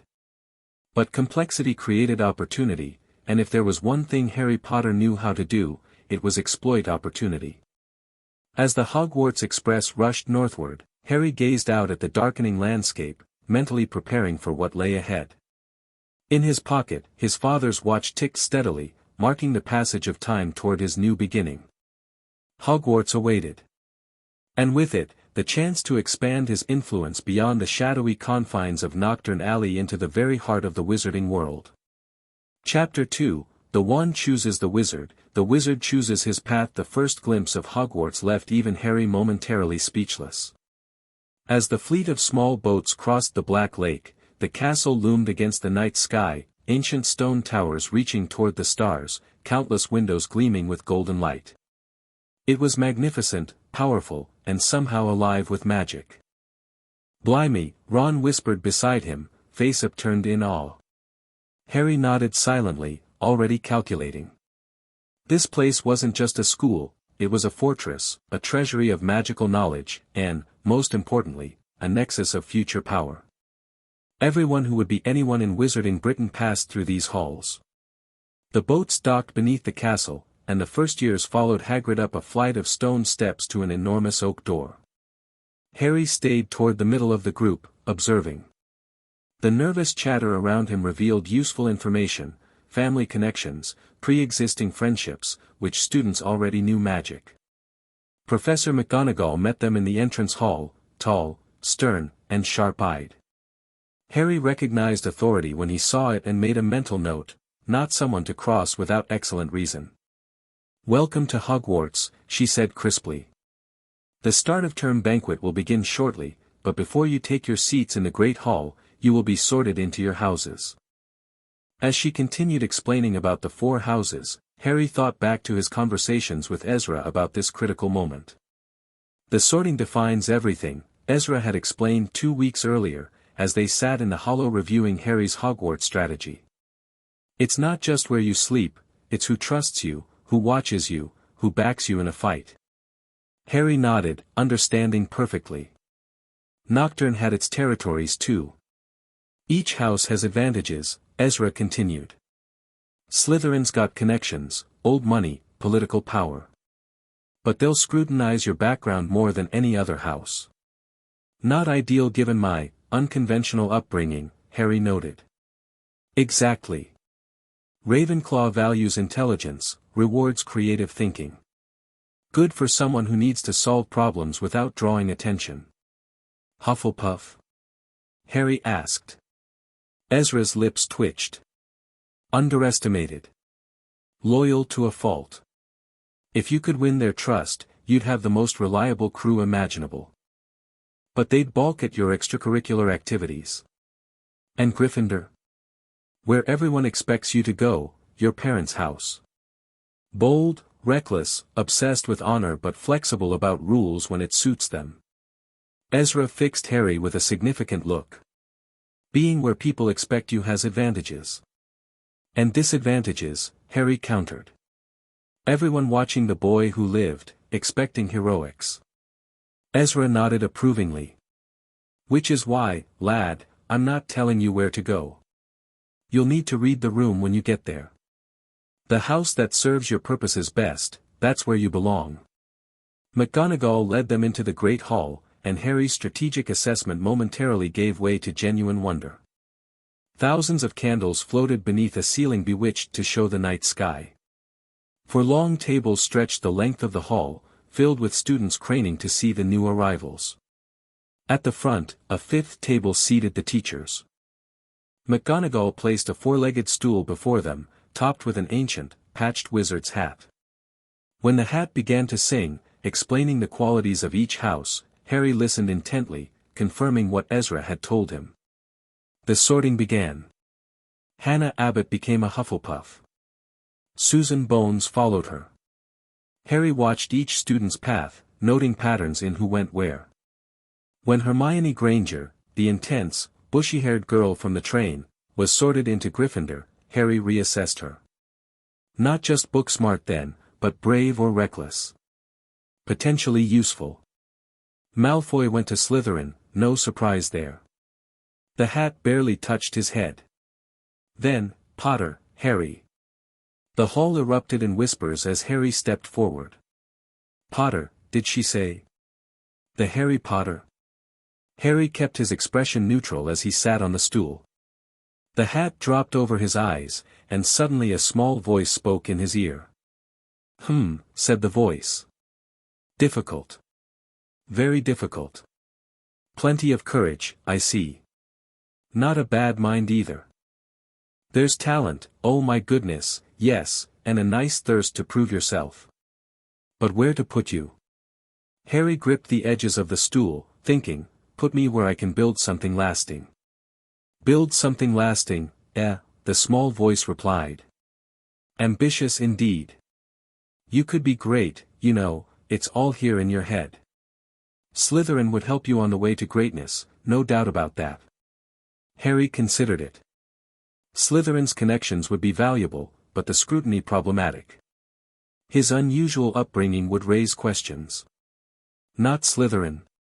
"Are you sure?" The voice sounded surprised. "You could be remarkable there, but I see your concerns." "Valid, very valid. You've learned caution young, haven't you? Well, if not Slytherin, then it better be Gryffindor." The hat shouted the last word to the entire hall. Harry removed it and walked toward the Gryffindor table, where he was receiving the loudest cheer yet. He caught glimpses of Malfoy's disappointment at the Slytherin table and McGonagall's satisfied nod from the staff table. Perfect. Exactly as planned. The house everyone expected, where his occasional rule-breaking would be viewed as traditional Gryffindor mischief rather than something more calculated. As Harry sat down, a tall red-headed boy who introduced himself as Percy Weasley, a prefect, shook his hand vigorously. The Weasley twins nearby chanted, "We got Potter. We got Potter." Harry played his part, modest smile, slightly overwhelmed by the attention, grateful to be welcomed. Meanwhile, his eyes scanned the high table, cataloguing the staff who would be teaching him, watching him. One caught his particular attention, a hook-nosed man with greasy black hair, sallow skin, and cold eyes. When their gazes met, Harry felt a sharp pain in his scar. Interesting. And potentially concerning. "Who's that teacher talking to Professor Quirrell?" he asked Percy, nodding toward the hook-nosed man. "That's Professor Snape, head of Slytherin House. Teaches potions, but everyone knows he wants Quirrell's job. Knows an awful lot about the dark arts, Snape." Harry filed this information away carefully. A teacher with dark arts knowledge and an apparent instant dislike of Harry. Worth monitoring. The rest of the evening passed in a blur of introductions and observations. Harry maintained his facade, friendly but slightly reserved, interested in everything but volunteering little about himself. When the feast ended and Percy led the first years to Gryffindor Tower, Harry memorized every turn of their route, noting alcoves, hidden passages, and potential meeting spots. The Gryffindor common room, warm and circular with squashy armchairs, struck Harry as both comfortable and strategically challenging. Too open, too many witnesses. He'd need more private spaces for certain conversations. In the first-year boys' dormitory, Harry claimed the bed nearest the window, best vantage point and easiest access for Hedwig. As his new roommates chatted excitedly, Harry took stock of each. Ron Weasley, connections to a large, if not wealthy, magical family. Straightforward, bit insecure, loyal to those who showed him respect. Neville Longbottom, pure blood from an old family, but painfully shy. Clearly underconfident in his abilities. Dean Thomas, muggle-raised, artistic, adaptable to new situations. Seamus Finnegan, half-blood, quick-tempered but good-humored. Potential allies, every one. But first, he needed to check in with his real crew. Harry waited until the others were asleep before silently retrieving Rat's special box from his trunk. He drew the curtains around his four-poster bed and cast a quick silencing charm, not perfect with his limited training, but enough to muffle sounds.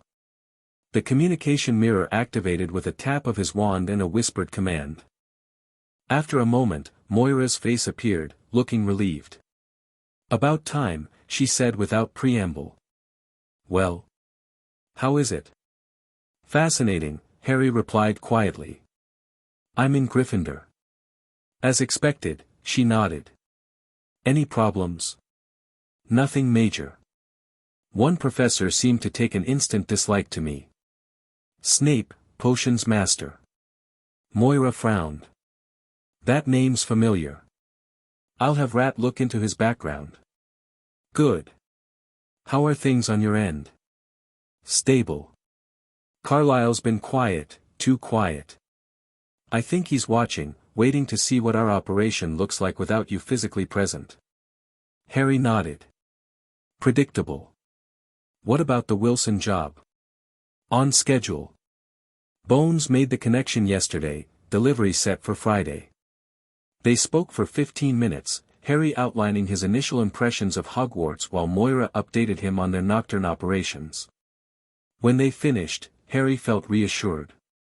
His crew could handle things, they'd planned for this transition meticulously. Before sleeping, Harry added several observations to a small, coded notebook. Not just about Hogwarts, but potential business opportunities, contraband demand, banned items, restricted books, homework market, essays, answers, tutoring, information brokering, gossip as currency, rare magical supplies, ingredients, tools, special quills. The potential was substantial. But first, he needed to establish himself, learn the terrain, identify the players, find the gaps in the market. Tomorrow, classes would begin, and with them, Harry's real education. Professor McGonagall's Transfiguration classroom fell silent the moment she completed her opening speech about the difficulty and danger of her subject. The demonstration of turning her desk into a pig and back had successfully captured everyone's attention. Harry sat with Ron, observing as the class attempted to turn matches into needles. McGonagall's teaching style was demanding but fair, exactly what he'd expected from his initial assessment of her. Unlike his classmates, Harry approached the task methodically. He'd had some practice with basic transfiguration before, useful for altering identifying marks on certain goods, but formal technique was different. He watched McGonagall's demonstrations carefully, noting the precise wand movement and the way she directed her magic. When he attempted the spell, Harry focused not just on the words and motion but on the transformation itself, visualizing the wood becoming metal, the red tip sharpening to a point. His match shimmered and partially transformed on his third attempt. "Well done, Mr. Potter," McGonagall said, actually looking somewhat surprised as she examined his work.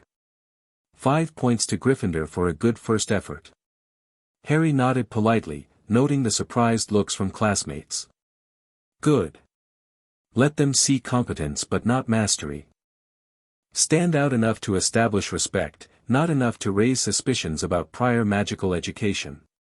The rest of the day's classes followed a similar pattern. In each, Harry demonstrated solid ability without revealing the full extent of his practical experience. Charms with tiny Professor Flitwick, who toppled off his stack of books when reading Harry's name during roll call, herbology with Professor Sprout, history of magic with the ghostly Professor Binns, each provided new information, new perspectives on how magic was officially taught. By dinner time, Harry had compiled a mental list of observations about his professors, who noticed what, who could be misdirected easily, who maintained constant vigilance. "Double potions with the Slytherins tomorrow," Ron groaned as they ate. "Snape's head of Slytherin house. They say he always favors them." "Wonderful," Harry replied dryly, recalling the professor's apparent dislike. Fred Weasley leaned across the table. "Snape's a right nightmare, especially to Gryffindors. Just keep your head down, that's our advice." George nodded emphatically. "Unless you're feeling brave. Or suicidal." Harry absorbed this, adding it to his assessment of Snape. A professor who openly favored his house and targeted others would create interesting dynamics to navigate. After dinner, Harry followed Ron back to the common room, where several older students had established an unofficial welcome committee for first years. Lee Jordan, the twins' friend, was explaining the basics of Hogwarts' social hierarchy. "Quidditch players are top of the food chain," he informed them. "Then prefects, though they're more like the law than the cool kids. After that, it depends on your talents. Pull off something legendary like the Pruitt brothers' vanishing cabinet stunt, and you're instantly famous." Harry listened attentively. Every environment had its status markers, its paths to influence. Knockturn valued cunning and useful connections. Hogwarts, it seemed, valued different but equally exploitable qualities. "What about study groups?" Hermione Granger asked, notepad in hand. "Are there inter-house collaborations for academics?" Several older students exchanged amused glances. "Not really," a third-year girl replied. "Houses tend to stick together, especially Slytherin." Interesting, Harry thought. Segregated social structures created opportunities for someone willing to cross boundaries. Information brokers thrived in such environments. As the evening progressed, Harry participated just enough to seem engaged while quietly building his mental map of Gryffindor's internal dynamics. The Weasley twins clearly operated as independent agents, respected for their pranking abilities. Percy wielded official authority but limited social capital. Older students like Angelina Johnson and Oliver Wood commanded respect through Quidditch prowess. When Harry finally retreated to the dormitory, he had the beginnings of a plan. Hogwarts was a closed ecosystem with clear demand for certain services. The trick would be establishing supply lines without drawing unwanted attention. He penned a quick note to Moira, need catalog of portable, concealable items with high school demand. Standard contraband plus specialized study aids. Also research interhouse dynamics, looking for existing underground networks. First weekend will explore castle thoroughly. More soon. H. Hedwig would deliver it tomorrow night. For now, Harry needed to prepare for his first potions class, a challenge he suspected would require all his hard-earned Knockturn diplomacy skills. The potions classroom in the dungeons felt oddly familiar to Harry, the dim lighting, stone walls, and pervasive chill reminded him of certain establishments in Knockturn's lower reaches. The jars of preserved specimens lining the walls might have been taken directly from Moribund's back room. Professor Snape began class with roll call, pausing dramatically at Harry's name. "Ah, yes," he said softly. "Harry Potter. Our new celebrity."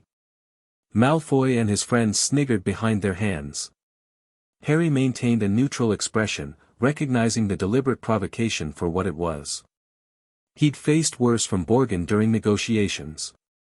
Snape finished calling names and looked up at the class, his eyes cold and empty. "You are here to learn the subtle science and exact art of potion making," he began in barely more than a whisper. The class remained silent, hanging on every word. "As there is little foolish wand-waving here, many of you will hardly believe this is magic. I don't expect you will really understand the beauty of the softly simmering cauldron with its shimmering fumes, the delicate power of liquids that creep through human veins, bewitching the mind, ensnaring the senses."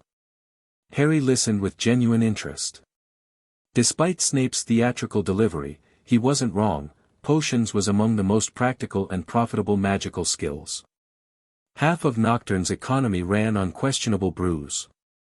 "Potter," Snape said suddenly. "What would I get if I added powdered root of asphodel to an infusion of wormwood?" Harry recognized the ingredients immediately, components of the draught of living death, a powerful sleeping potion Ezra had once explained was worth 50 galleons per vial in certain circles. Not standard first-year knowledge, though. He hesitated deliberately, then answered with careful uncertainty. "I think, isn't that some kind of sleeping potion, sir?" Snape's eyes narrowed. "Not entirely wrong, but imprecise. Let's try again. Potter, where would you look if I told you to find me a bezoar?" This one was easier. Harry had carried a bezoar in his pocket for years. Standard protection for anyone operating in Knockturn's shadier areas. "In a goat's stomach, sir," he answered promptly. "It's a stone that can save you from most poisons." Snape's expression darkened slightly. "Correct. What is the difference, Potter, between monkshood and wolfsbane?" Harry suppressed a smile. Another easy one for someone raised around questionable ingredient suppliers. "They're the same plant, sir. Also called aconite." A flash of something, surprise, suspicion, crossed Snape's face before his expression settled back into a sneer. Well. Fame clearly isn't everything, but perhaps you've been studying ahead." The way he emphasized studying carried clear doubt. "For your partial information, asphodel and wormwood create the draught of living death, one of the most powerful sleeping potions in existence." Snape turned to address the full class. "Well, why aren't you all copying that down?" There was a sudden scramble for quills and parchment. Harry wrote dutifully while considering the exchange. Snape had expected ignorance and found unexpected knowledge specifically connected to more advanced or practical applications of potions. That had clearly raised questions. "I'll need to be more careful," Harry realized. Show competence but not experience. The class proceeded to brew a simple potion to cure boils. Harry partnered with Ron, subtly guiding him when necessary while being careful not to display too much familiarity with the procedures. When Neville somehow managed to melt his cauldron, creating a toxic spill that left him covered in angry red boils, Harry watched Snape's handling of the situation with interest. The professor vanished the spilled potion with a lazy flick of his wand, useful spell, Harry noted, before rounding on Neville with unnecessary cruelty. Idiot boy. I suppose you added the porcupine quills before taking the cauldron off the fire? As Neville whimpered in pain, Harry observed the effect of Snape's approach on the class. The Gryffindors looked mutinous but cowed, while the Slytherins appeared smugly superior. Interesting dynamic, Snape deliberately fostering division between houses while establishing absolute authority through fear. When Snape suddenly rounded on Harry, blaming him for not warning Neville, Harry maintained a neutral expression despite his surprise. This was personal, then. Not just house rivalry. By the end of the lesson, Gryffindor had lost 2 points, and Harry had gained valuable insights into both Hogwarts politics and Professor Snape. The man clearly harbored some specific grudge against him, information worth investigating. As they climbed the steps out of the dungeon, Ron fumed beside him. "Cheer up," he told the redhead. "Snape's always taking points off Fred and George. Can I come with you to meet Hagrid?" Ron had mentioned an invitation to visit the gamekeeper that afternoon. Harry had decided accompanying him would be worthwhile, the more information sources, the better. Hagrid lived in a small wooden house on the edge of the Forbidden Forest. A crossbow and a pair of galoshes stood outside the front door. The interior was one room, with hams and pheasants hanging from the ceiling, a copper kettle boiling on the open fire, and a massive bed in the corner. A huge black boarhound named Fong immediately slobbered all over Ron while Hagrid made tea. "Another Weasley, eh?" Hagrid was saying to Ron. "I spent half me life chasin' your twin brothers away from the forest." Harry listened to their exchange while casually examining the cabin. Simple living, but the gamekeeper clearly had access to areas of the grounds students couldn't reach. Potentially useful. "This is Harry," Ron introduced finally, and Hagrid turned his attention to Harry. "Bless my soul," the giant man said, his beetle-black eyes crinkling in a smile. "Harry Potter. Last time I saw you, you was only a baby." His expression turned sad. "Ya look like your dad, but ye've got your mother's eyes." Harry hadn't expected this direct connection to his parents and found himself genuinely curious. "You knew my parents?" "Known them both since they was at school," Hagrid confirmed. "James, bit of a troublemaker, but brave as they come. And Lily, smartest witch in her year, and kind with it." As Hagrid reminisced about Harry's parents, Harry filed away every detail. This was more than just strategic information, these were pieces of his own history, context for the reputation that preceded him. The conversation shifted to their first week of classes, with Ron venting about Snape. Harry noticed a newspaper clipping on the table reporting a Gringotts break-in, the same vault Hagrid had mysteriously emptied when Harry had seen him in Diagon Alley, according to the date. Interesting. Something valuable had been moved, something worth stealing despite Gringotts' legendary security. When they left Hagrid's hut an hour later, Harry's head was filled with new information and potential angles to explore. Hagrid clearly knew more about what was happening at Hogwarts than his simple position might suggest.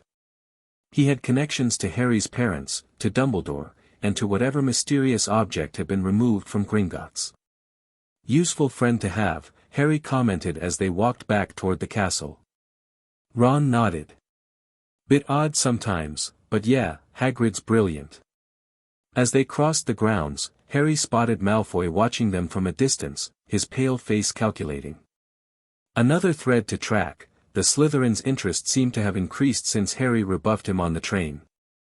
The first week concluded with Harry compiling his observations in his coded notebook late Friday night, safely behind his bed curtains with a silencing charm in place: professors to watch, Snape, personal animosity, why, Quirrell, something off about his stutter, potential allies, Weasleys, numerous, connected, varied talents, Granger, intelligent, rule-oriented but potentially flexible, Longbottom, underestimated, old family, business opportunities, interhouse study materials, banned. Items, especially zonkos for younger years, rare ingredients from Forest Edge, accessible via Hagrid connection. Mysteries, Gringotts break-in, third-floor corridor, Dumbledore's warning, Snape's grudge his mirror warned, the signal for an incoming communication. Harry activated it to find Rat's excited face. "Boss! You won't believe what happened." Harry immediately tensed. "What's wrong?" "Not wrong, right." Carlisle made a move against Tallow Street, trying to take over the pawnshop territory. But Moira was ready. Had Bones and the others waiting. Complete ambush. Harry felt a surge of pride mixed with concern. Casualties? 2 of Carlisle's boys in St. Mungo's with nasty hexes, 1 of ours with minor burns. But get this, we captured Travers. This was significant news. Travers was Carlisle's lieutenant, his right hand. Where is he now? Secured at the Hollow. Moira's negotiating terms with Carlisle, territory concessions in exchange for releasing him unharmed. Harry nodded approvingly. Perfect leverage. Tell her well done, and to keep him healthy. No unnecessary roughness. Already on it, Rat assured him. Oh, and that research you wanted on Snape? He went to school same time as your parents. And, this is the interesting bit, he was tight with Lucius Malfoy back in the day. Still is, from what we hear. That explains some of the dynamics Harry had observed. Good work. Anything else? Just the usual. Supply inventory looks good. Moira's handling distribution. Bones keeping everyone in line. Rat hesitated. We miss you, though, boss. Harry felt that now familiar tightness in his chest. Miss you lot too. But we're expanding, remember? This is just the beginning. After signing off, Harry lay back against his pillows, mind racing. His Knockturn operation was holding strong, even facing direct challenges from Carlisle. Meanwhile, he was establishing himself at Hogwarts, gathering information, identifying opportunities. 2 worlds, converging exactly as planned. The next challenge would be establishing supply lines between Knockturn and Hogwarts. The school's magical protections would make conventional methods difficult. But difficult wasn't impossible, not for someone who'd been breaking through magical barriers since childhood. Harry drifted to sleep formulating plans, the familiar weight of his father's watch against his chest, a reminder of the legacy he was building in his own, unconventional way. By the 3rd week of term, Harry had mapped most of the castle's main corridors, identified several hidden passages, and established a baseline understanding of Hogwarts' unwritten rules.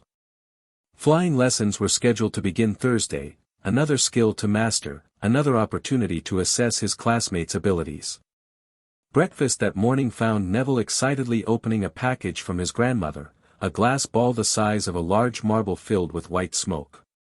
It's a remembrall, he explained. Gran knows I forget things. This tells you if there's something you've forgotten to do. Look, if you hold it tight like this and it turns red, oh.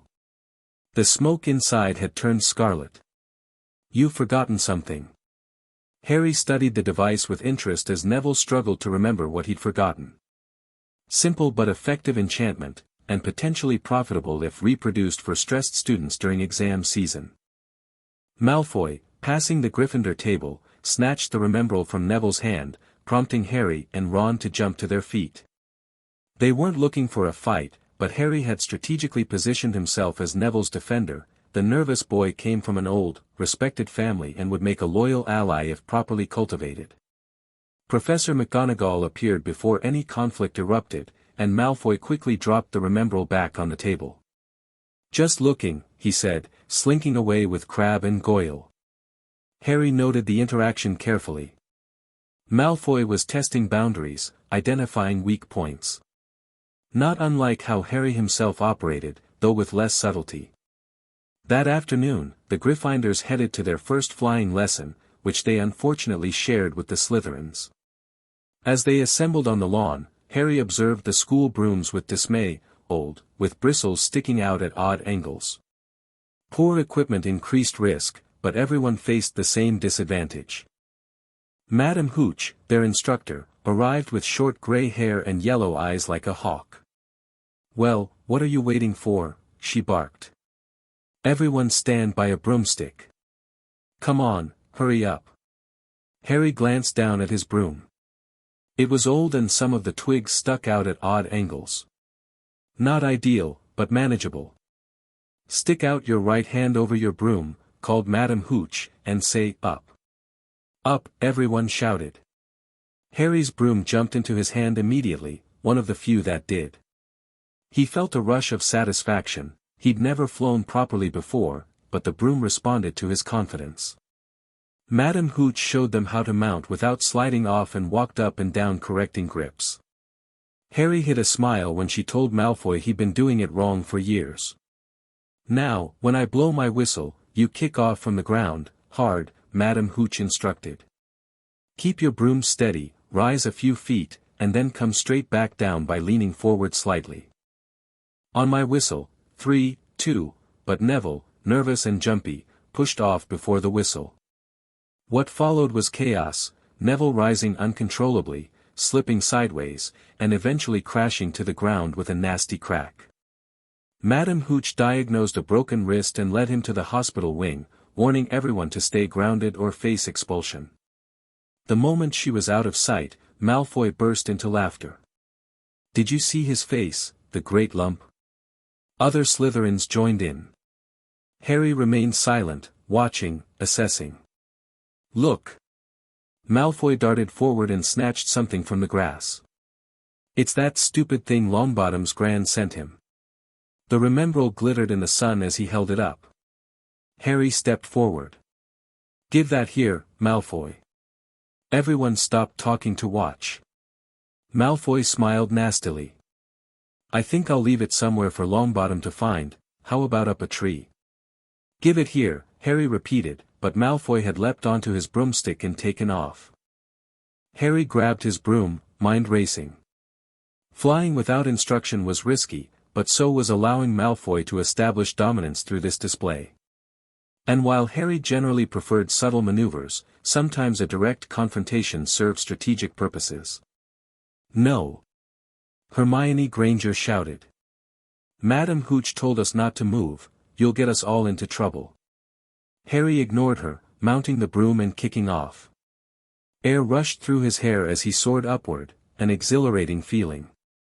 He realized with surprise that flying came naturally to him, as if his body remembered what to do. He pulled his broomstick up to face Malfoy in midair. The blonde boy looked stunned. "Give it here," Harry called, "or I'll knock you off that broom." "Oh, yeah." Malfoy tried to sneer, but looked worried. Harry leaned forward and shot toward Malfoy like a javelin. The Slytherin barely got out of the way in time. Harry made a sharp about-face and held the broom steady. A few people below were clapping. "No Crabbe and Goyle up here to save your neck, Malfoy," Harry observed. The same thought seemed to have occurred to Malfoy. "Catch it if you can, then," he shouted, throwing the glass ball high into the air before streaking back toward the ground. Harry watched the ball rise and then start to fall. He leaned forward, pointing his broom handle down, gathering speed in a steep dive. Wind whistled in his ears as the ground approached, then his hand closed around the ball a foot from the ground as he pulled his broom straight, toppling gently onto the grass with the Remembrall clutched safely in his fist. Harry Potter. His heart sank as Professor McGonagall ran toward them. Never, in all my time at Hogwarts, she was almost speechless with shock, her glasses flashing furiously. "How dare you, might have broken your neck, it wasn't his fault, Professor, be quiet, Miss Patil, but Malfoy, that's enough, Mr. Weasley. Potter, follow me, now." Harry caught sight of Malfoy, Crabbe, and Goyle's triumphant faces as he left, walking numbly in Professor McGonagall's wake.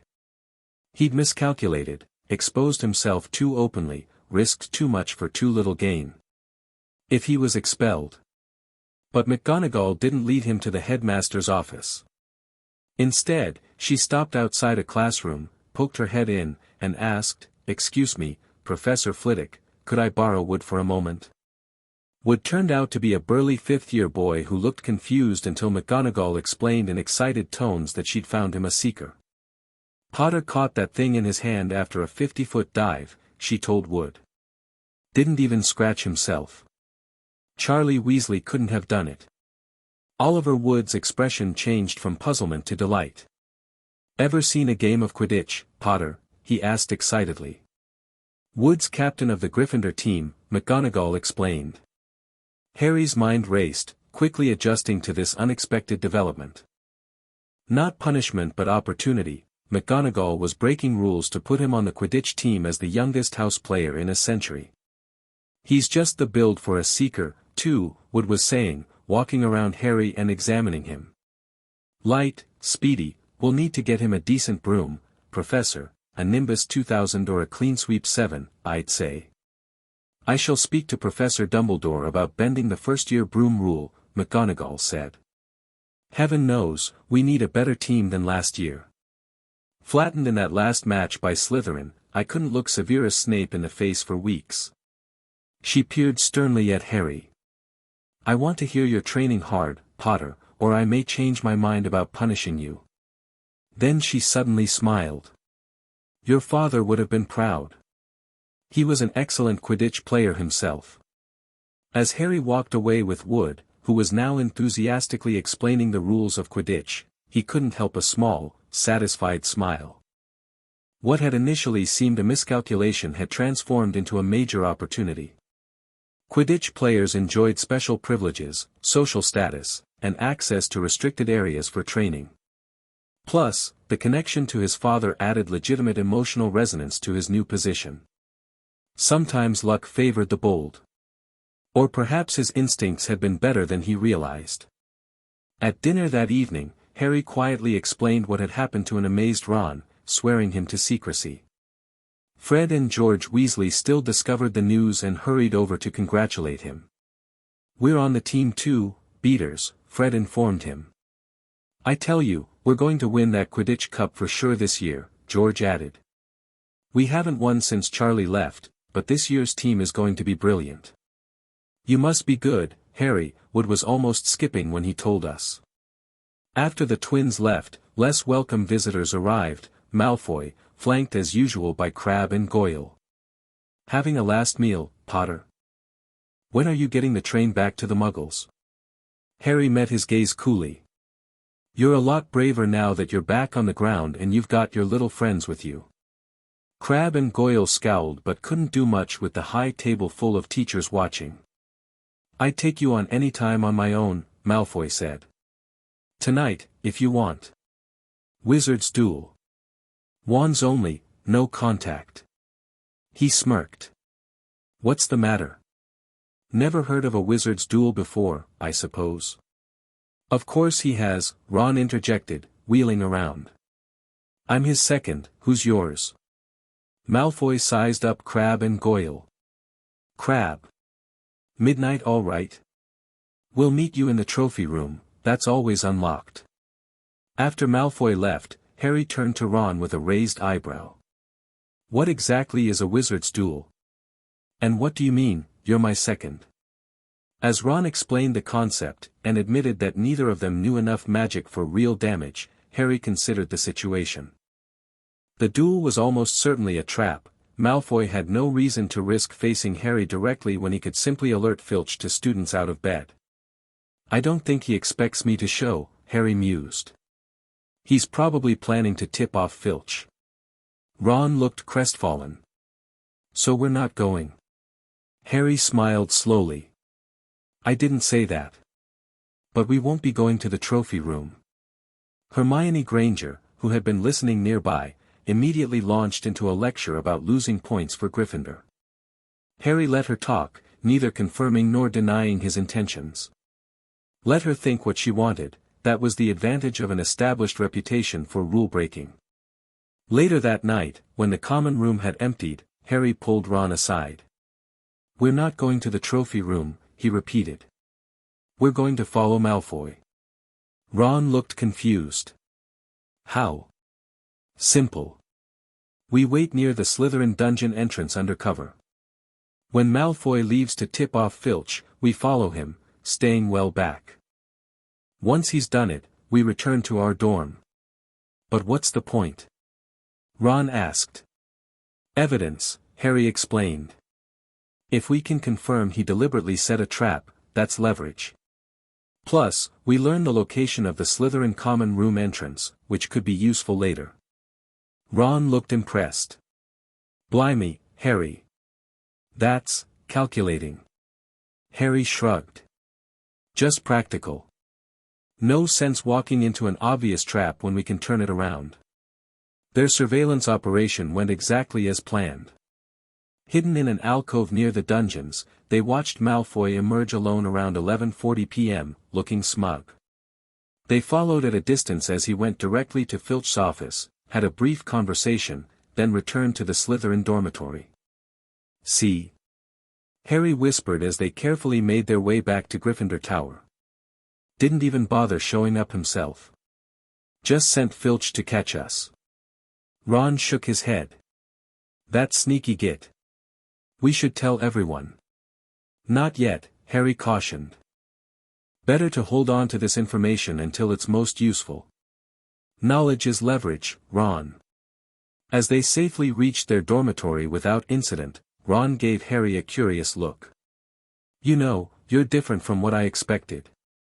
How so? The boy who lived. I figured you'd be, I dunno, more reckless. Charging into things. But you're really strategic. Harry offered a small smile. I've had to be. The next morning, Malfoy looked shocked to see Harry and Ron at breakfast, unharmed and well-rested. The confusion on his face was its own reward.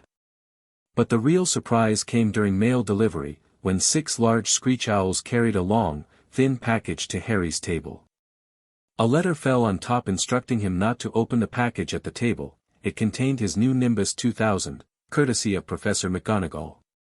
Harry's heart raced with genuine excitement.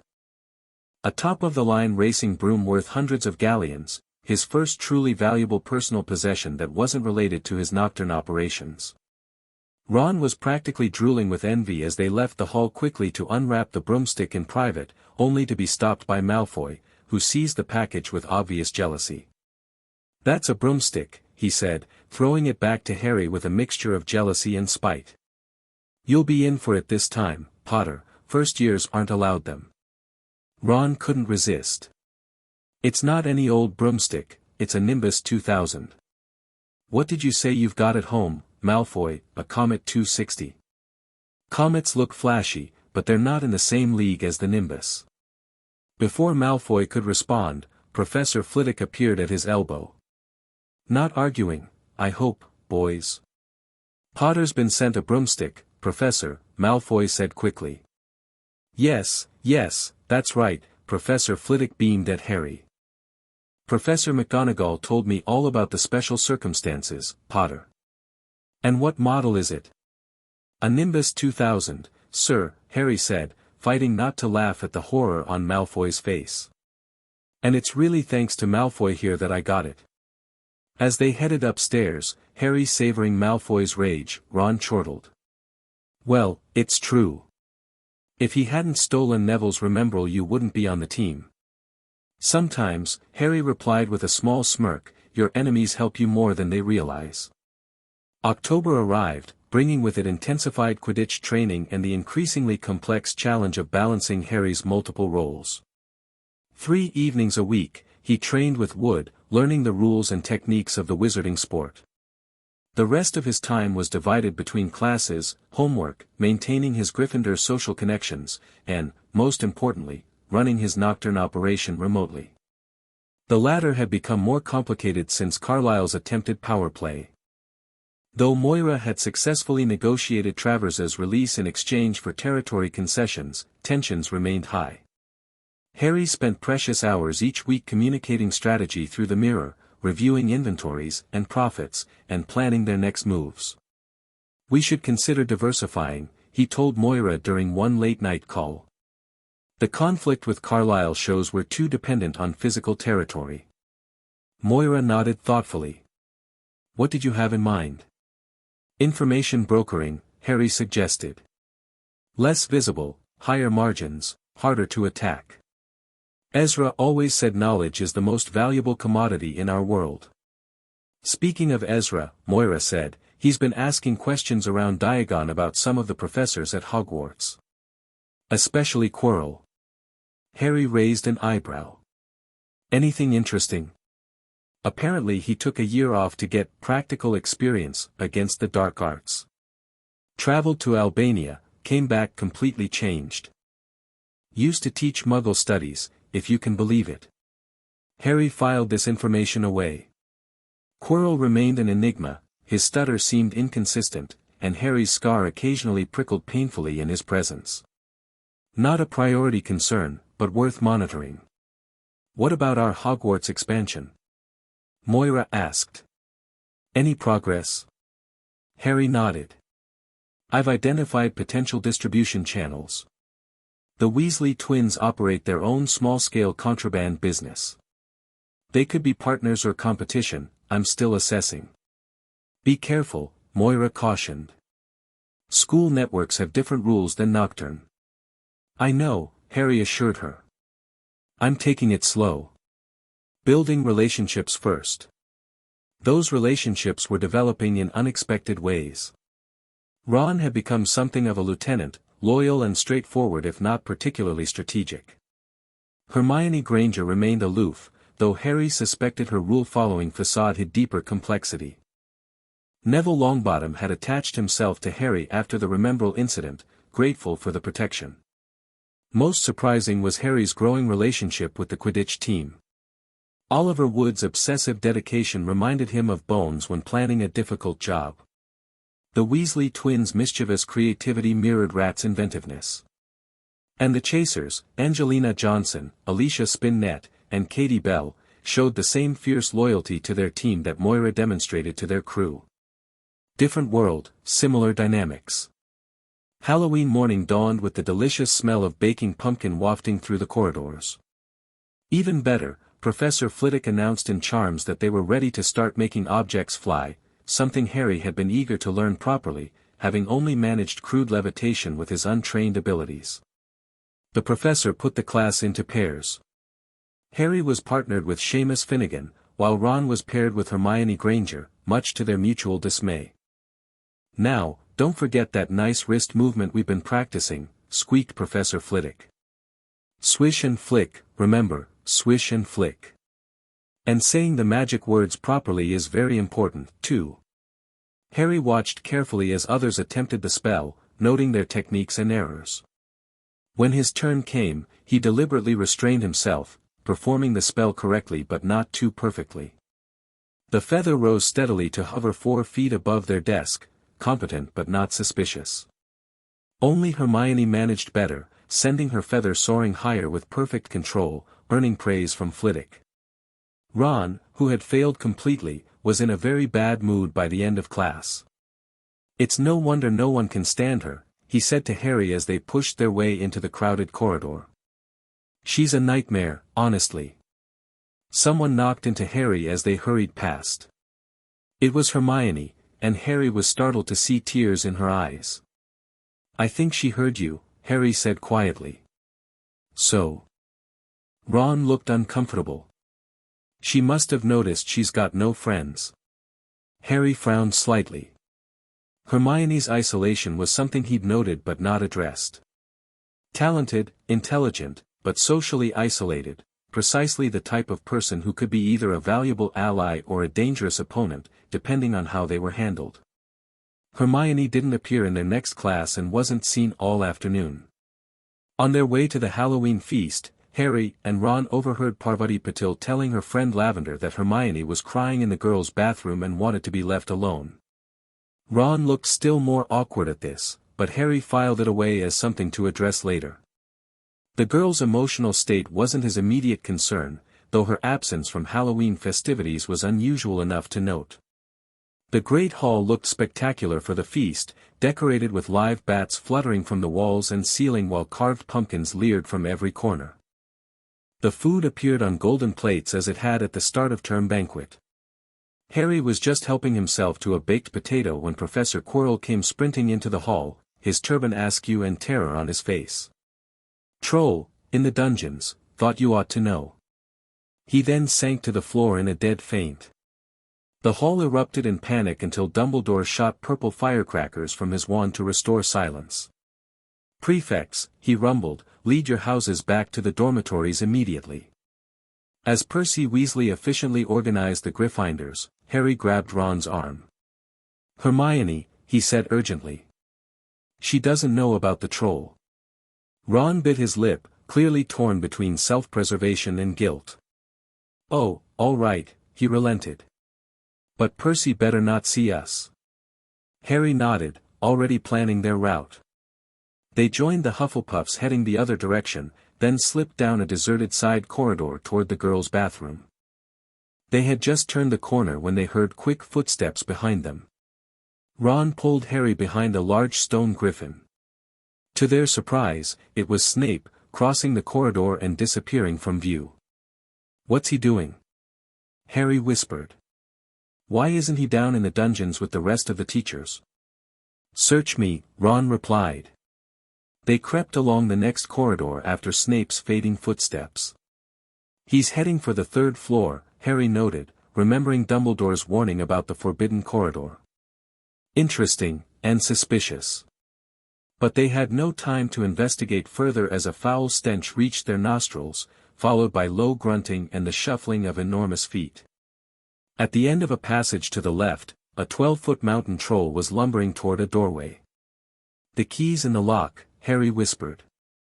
"We could lock it in." "Good idea," said Ron nervously. They edged toward the open door, and with a great leap, Harry managed to grab the key, slam the door, and lock it. "Yes," they exclaimed together, but their triumph was immediately shattered by a high, terrified scream from behind the locked door. "Oh, no," Ron said, pale as the Bloody Baron. "It's the girls' bathroom." Harry gasped. "Hermione."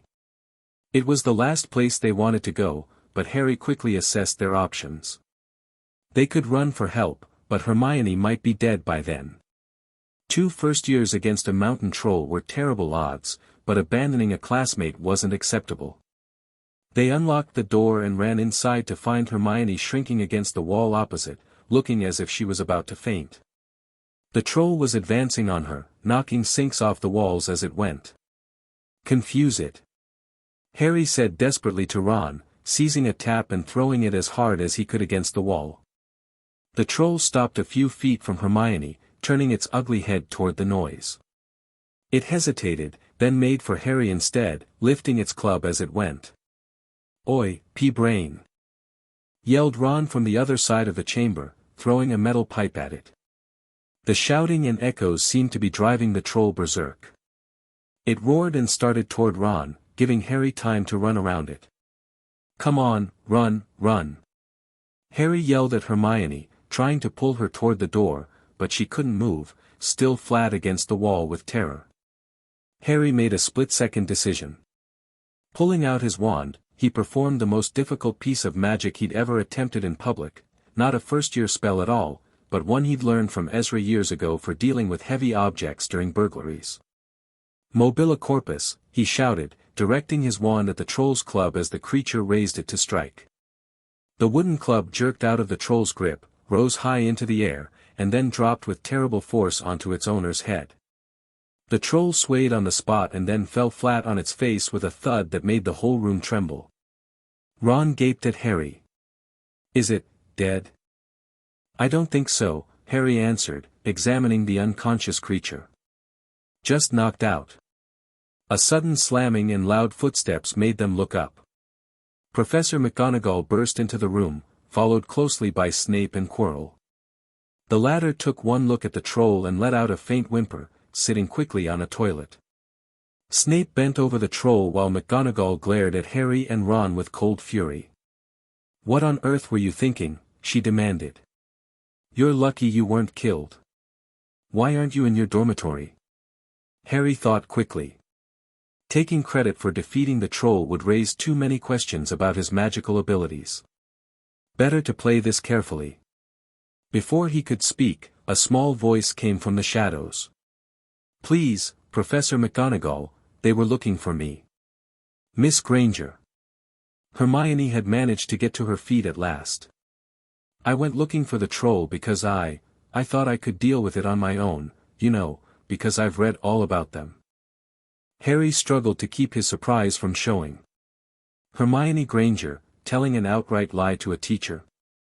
"If they hadn't found me, I'd be dead now," she continued. Harry distracted it, and Ron knocked it out with its own club. They didn't have time to come and fetch anyone. It was about to finish me off when they arrived. Harry and Ron tried to look as though this story wasn't new to them. "Well, in that case," said Professor McGonagall, staring at the three of them, "Miss Granger, you foolish girl, how could you think of tackling a mountain troll on your own?"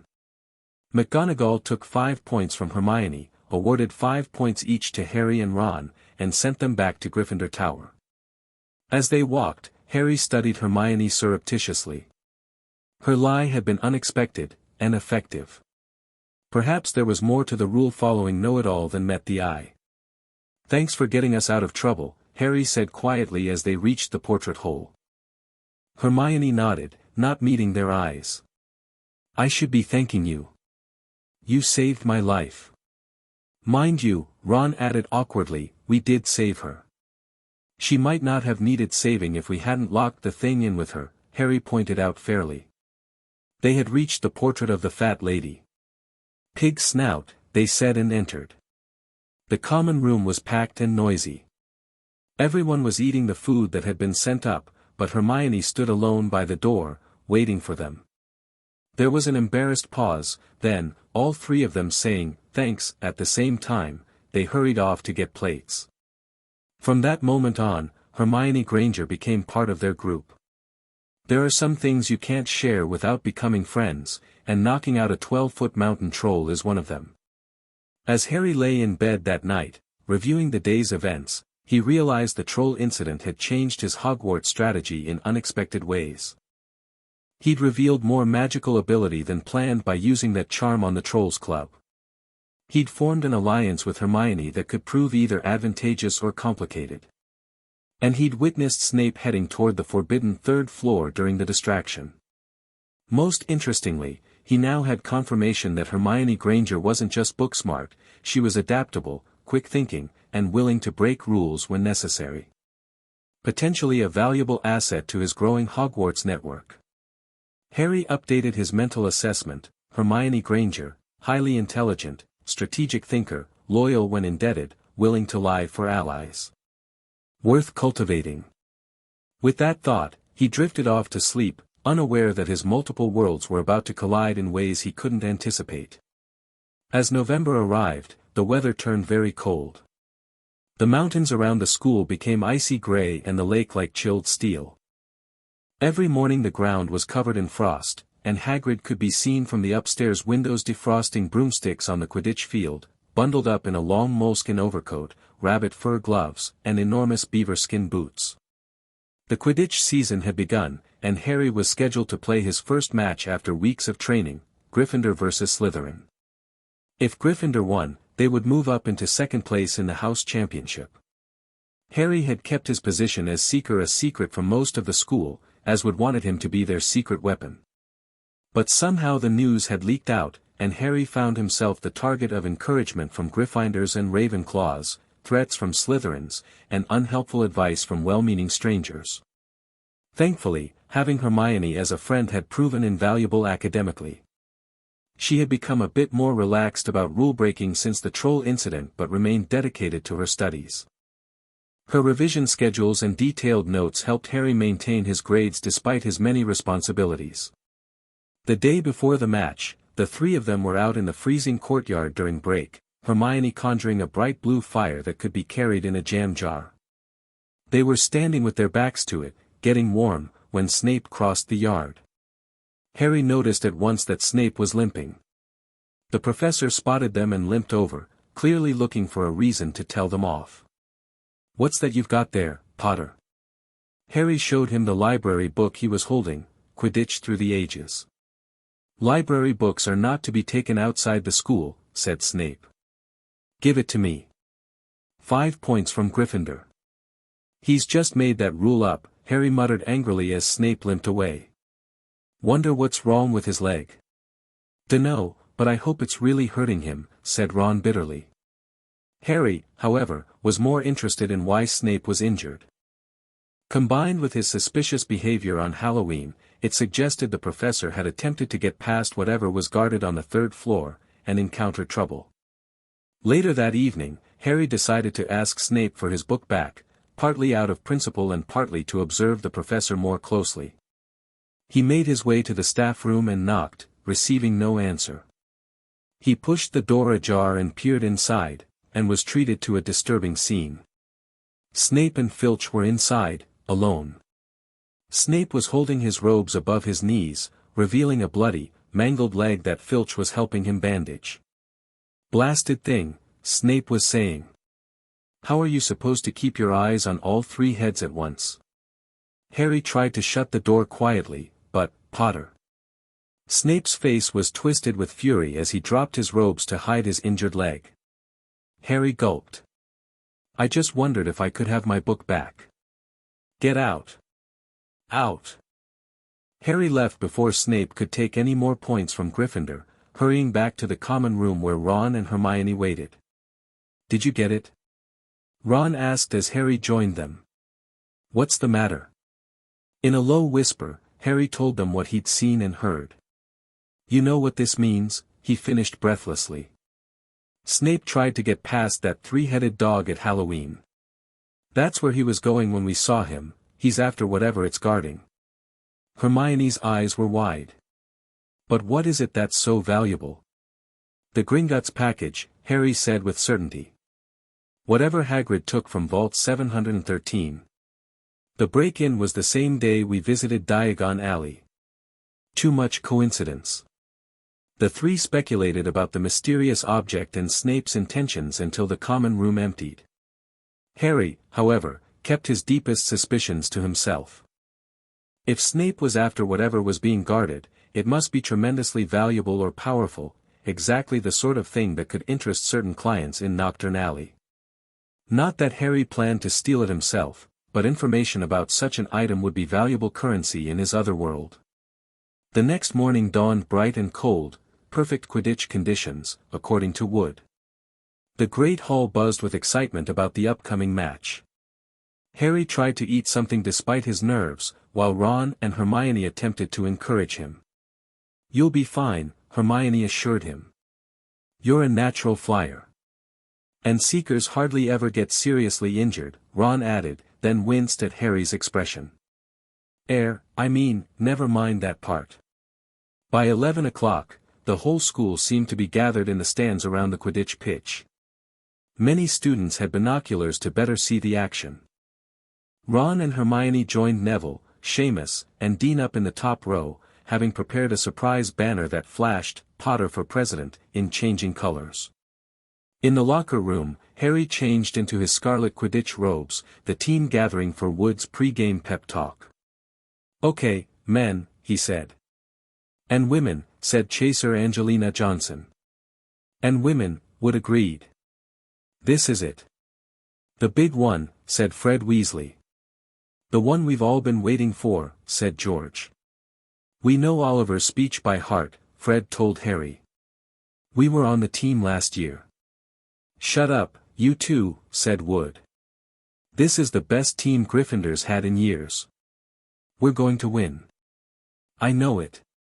He glared at them all as if to say, "Or else." "Right. It's time. Good luck, all of you." Harry followed Fred and George out of the locker room, hoping his knees weren't going to give way as they walked onto the field to loud cheers. Madame Hooch was refereeing. She stood in the middle of the field, waiting for the 2 teams, her broom in her hand.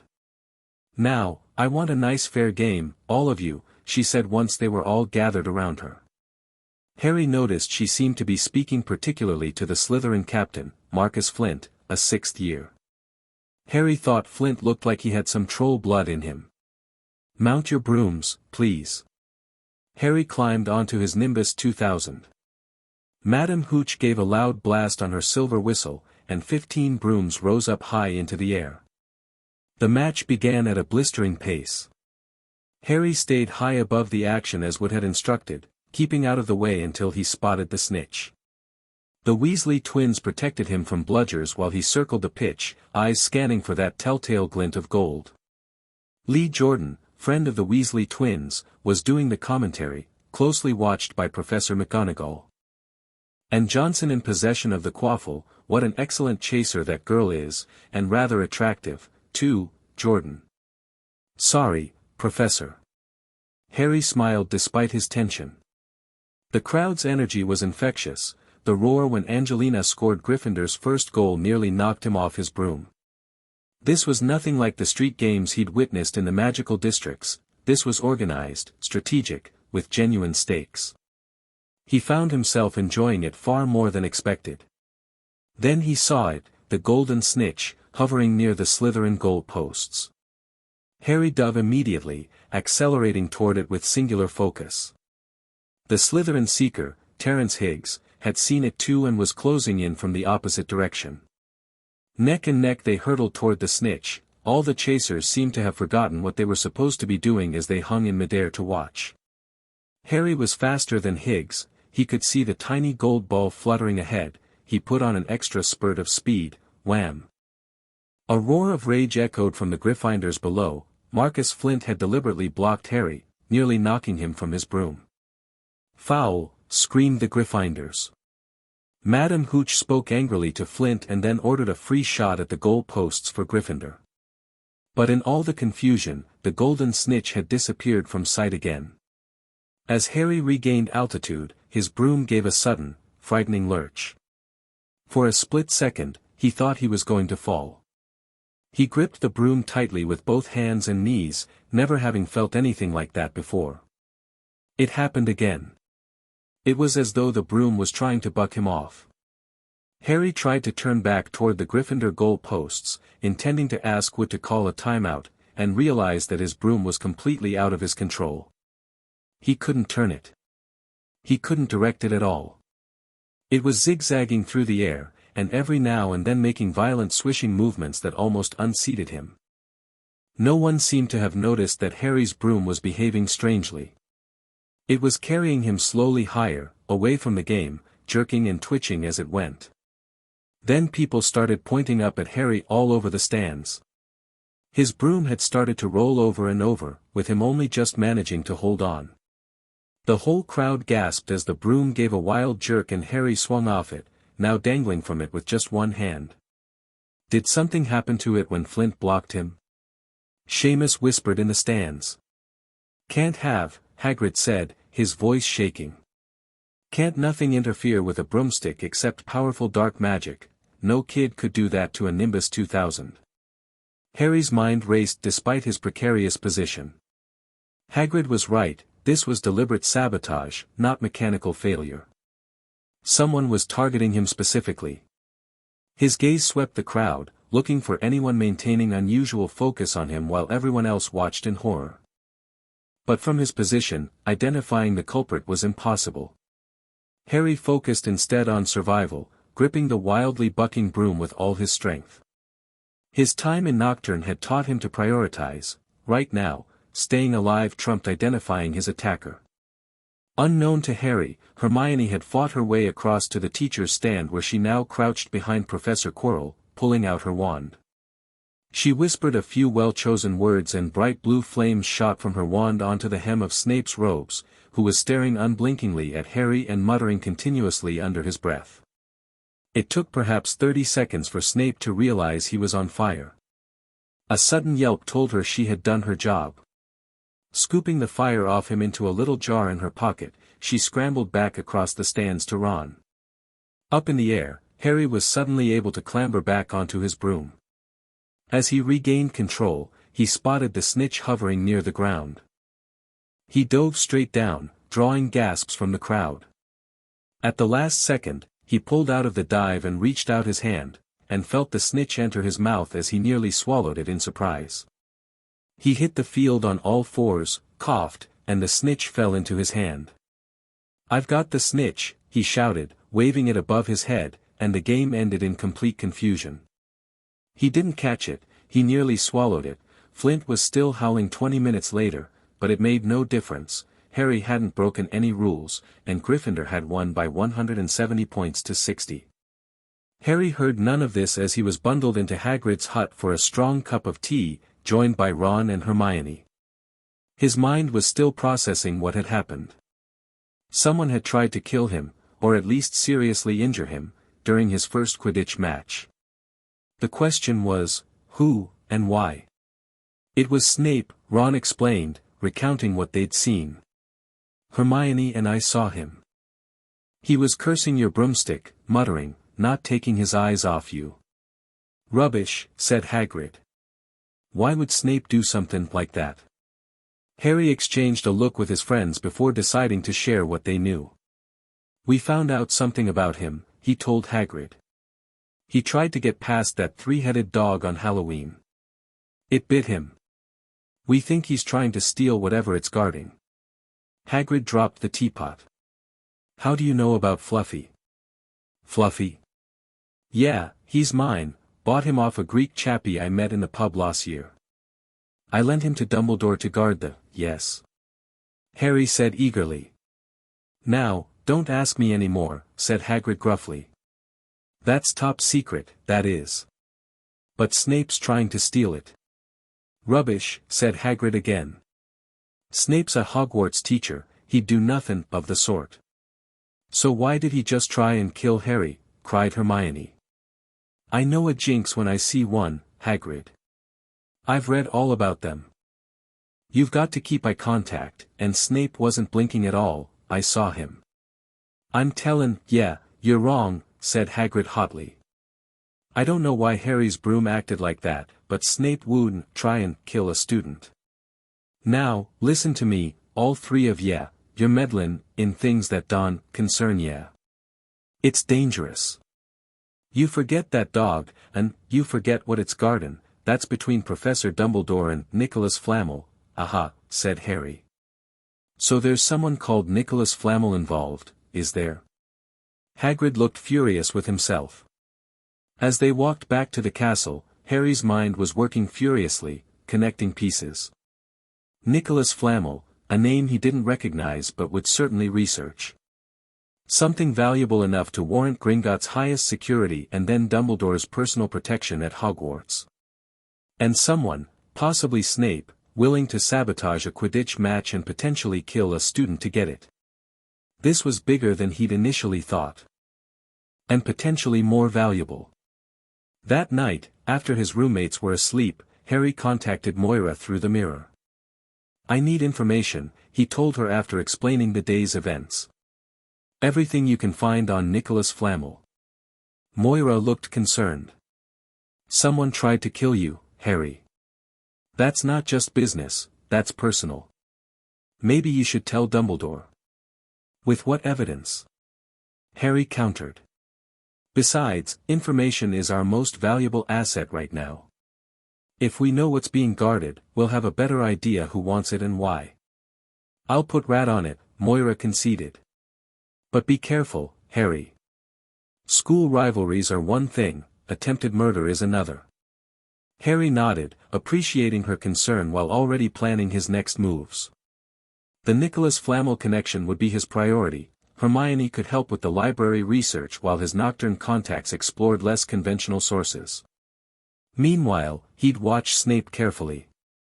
If the professor was indeed after whatever Fluffy guarded, his actions might reveal more about the treasure's nature and value.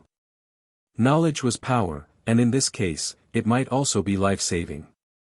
Christmas was approaching. One morning in mid-December, Hogwarts woke to find itself covered in several feet of snow.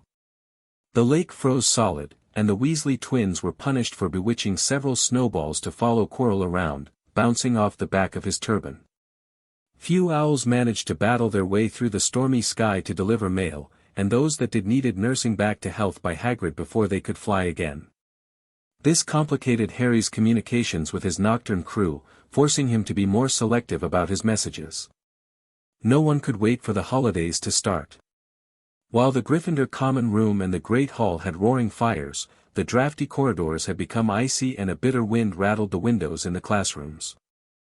"I do feel so sorry," said Draco Malfoy during one particularly bitter potions class, "for all those people who have to stay at Hogwarts for Christmas because they're not wanted at home." He was looking over at Harry as he spoke. Crabbe and Goyle chuckled. Harry ignored them, focusing on measuring powdered spine of lionfish for his potion. Malfoy had been increasingly unpleasant since the Quidditch match, bitter about Slytherin's defeat. When they left the dungeons after potions, they found a large fir tree blocking the corridor ahead. Two enormous feet sticking out at the bottom and a loud puffing sound told them that Hagrid was behind it. "Hi, Hagrid, want any help?" Ron asked, sticking his head through the branches. "Nah, I'm all right, thanks, Ron." "Would you mind moving out of the way?" came Malfoy's cold drawl from behind them. "Are you trying to earn some extra money, Weasley? Hoping to be gamekeeper yourself when you leave Hogwarts, I suppose. That hut of Hagrid's must seem like a palace compared to what your family's used to." Ron dived at Malfoy just as Snape came up the stairs. "Weasley!" Ron let go of Malfoy's robes. "He was provoked, Professor Snape," said Hagrid. Malfoy was insulting his family. "Be that as it may, fighting is against Hogwarts rules, Hagrid," said Snape silkily. 5 points from Gryffindor, Weasley, and be grateful it isn't more. Move along, all of you." Malfoy, Crabbe, and Goyle pushed roughly past the tree, scattering needles everywhere and smirking.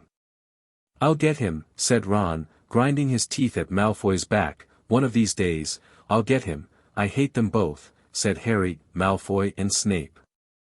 "Come on, cheer up, it's nearly Christmas," said Hagrid.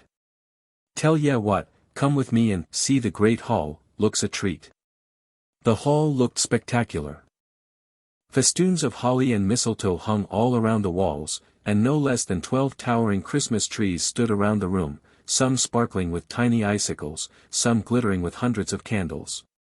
"How many days you got left until your holidays?" Hagrid asked. Something went wrong with this response, please try again. Okay, let's move on to the next chapter. The end.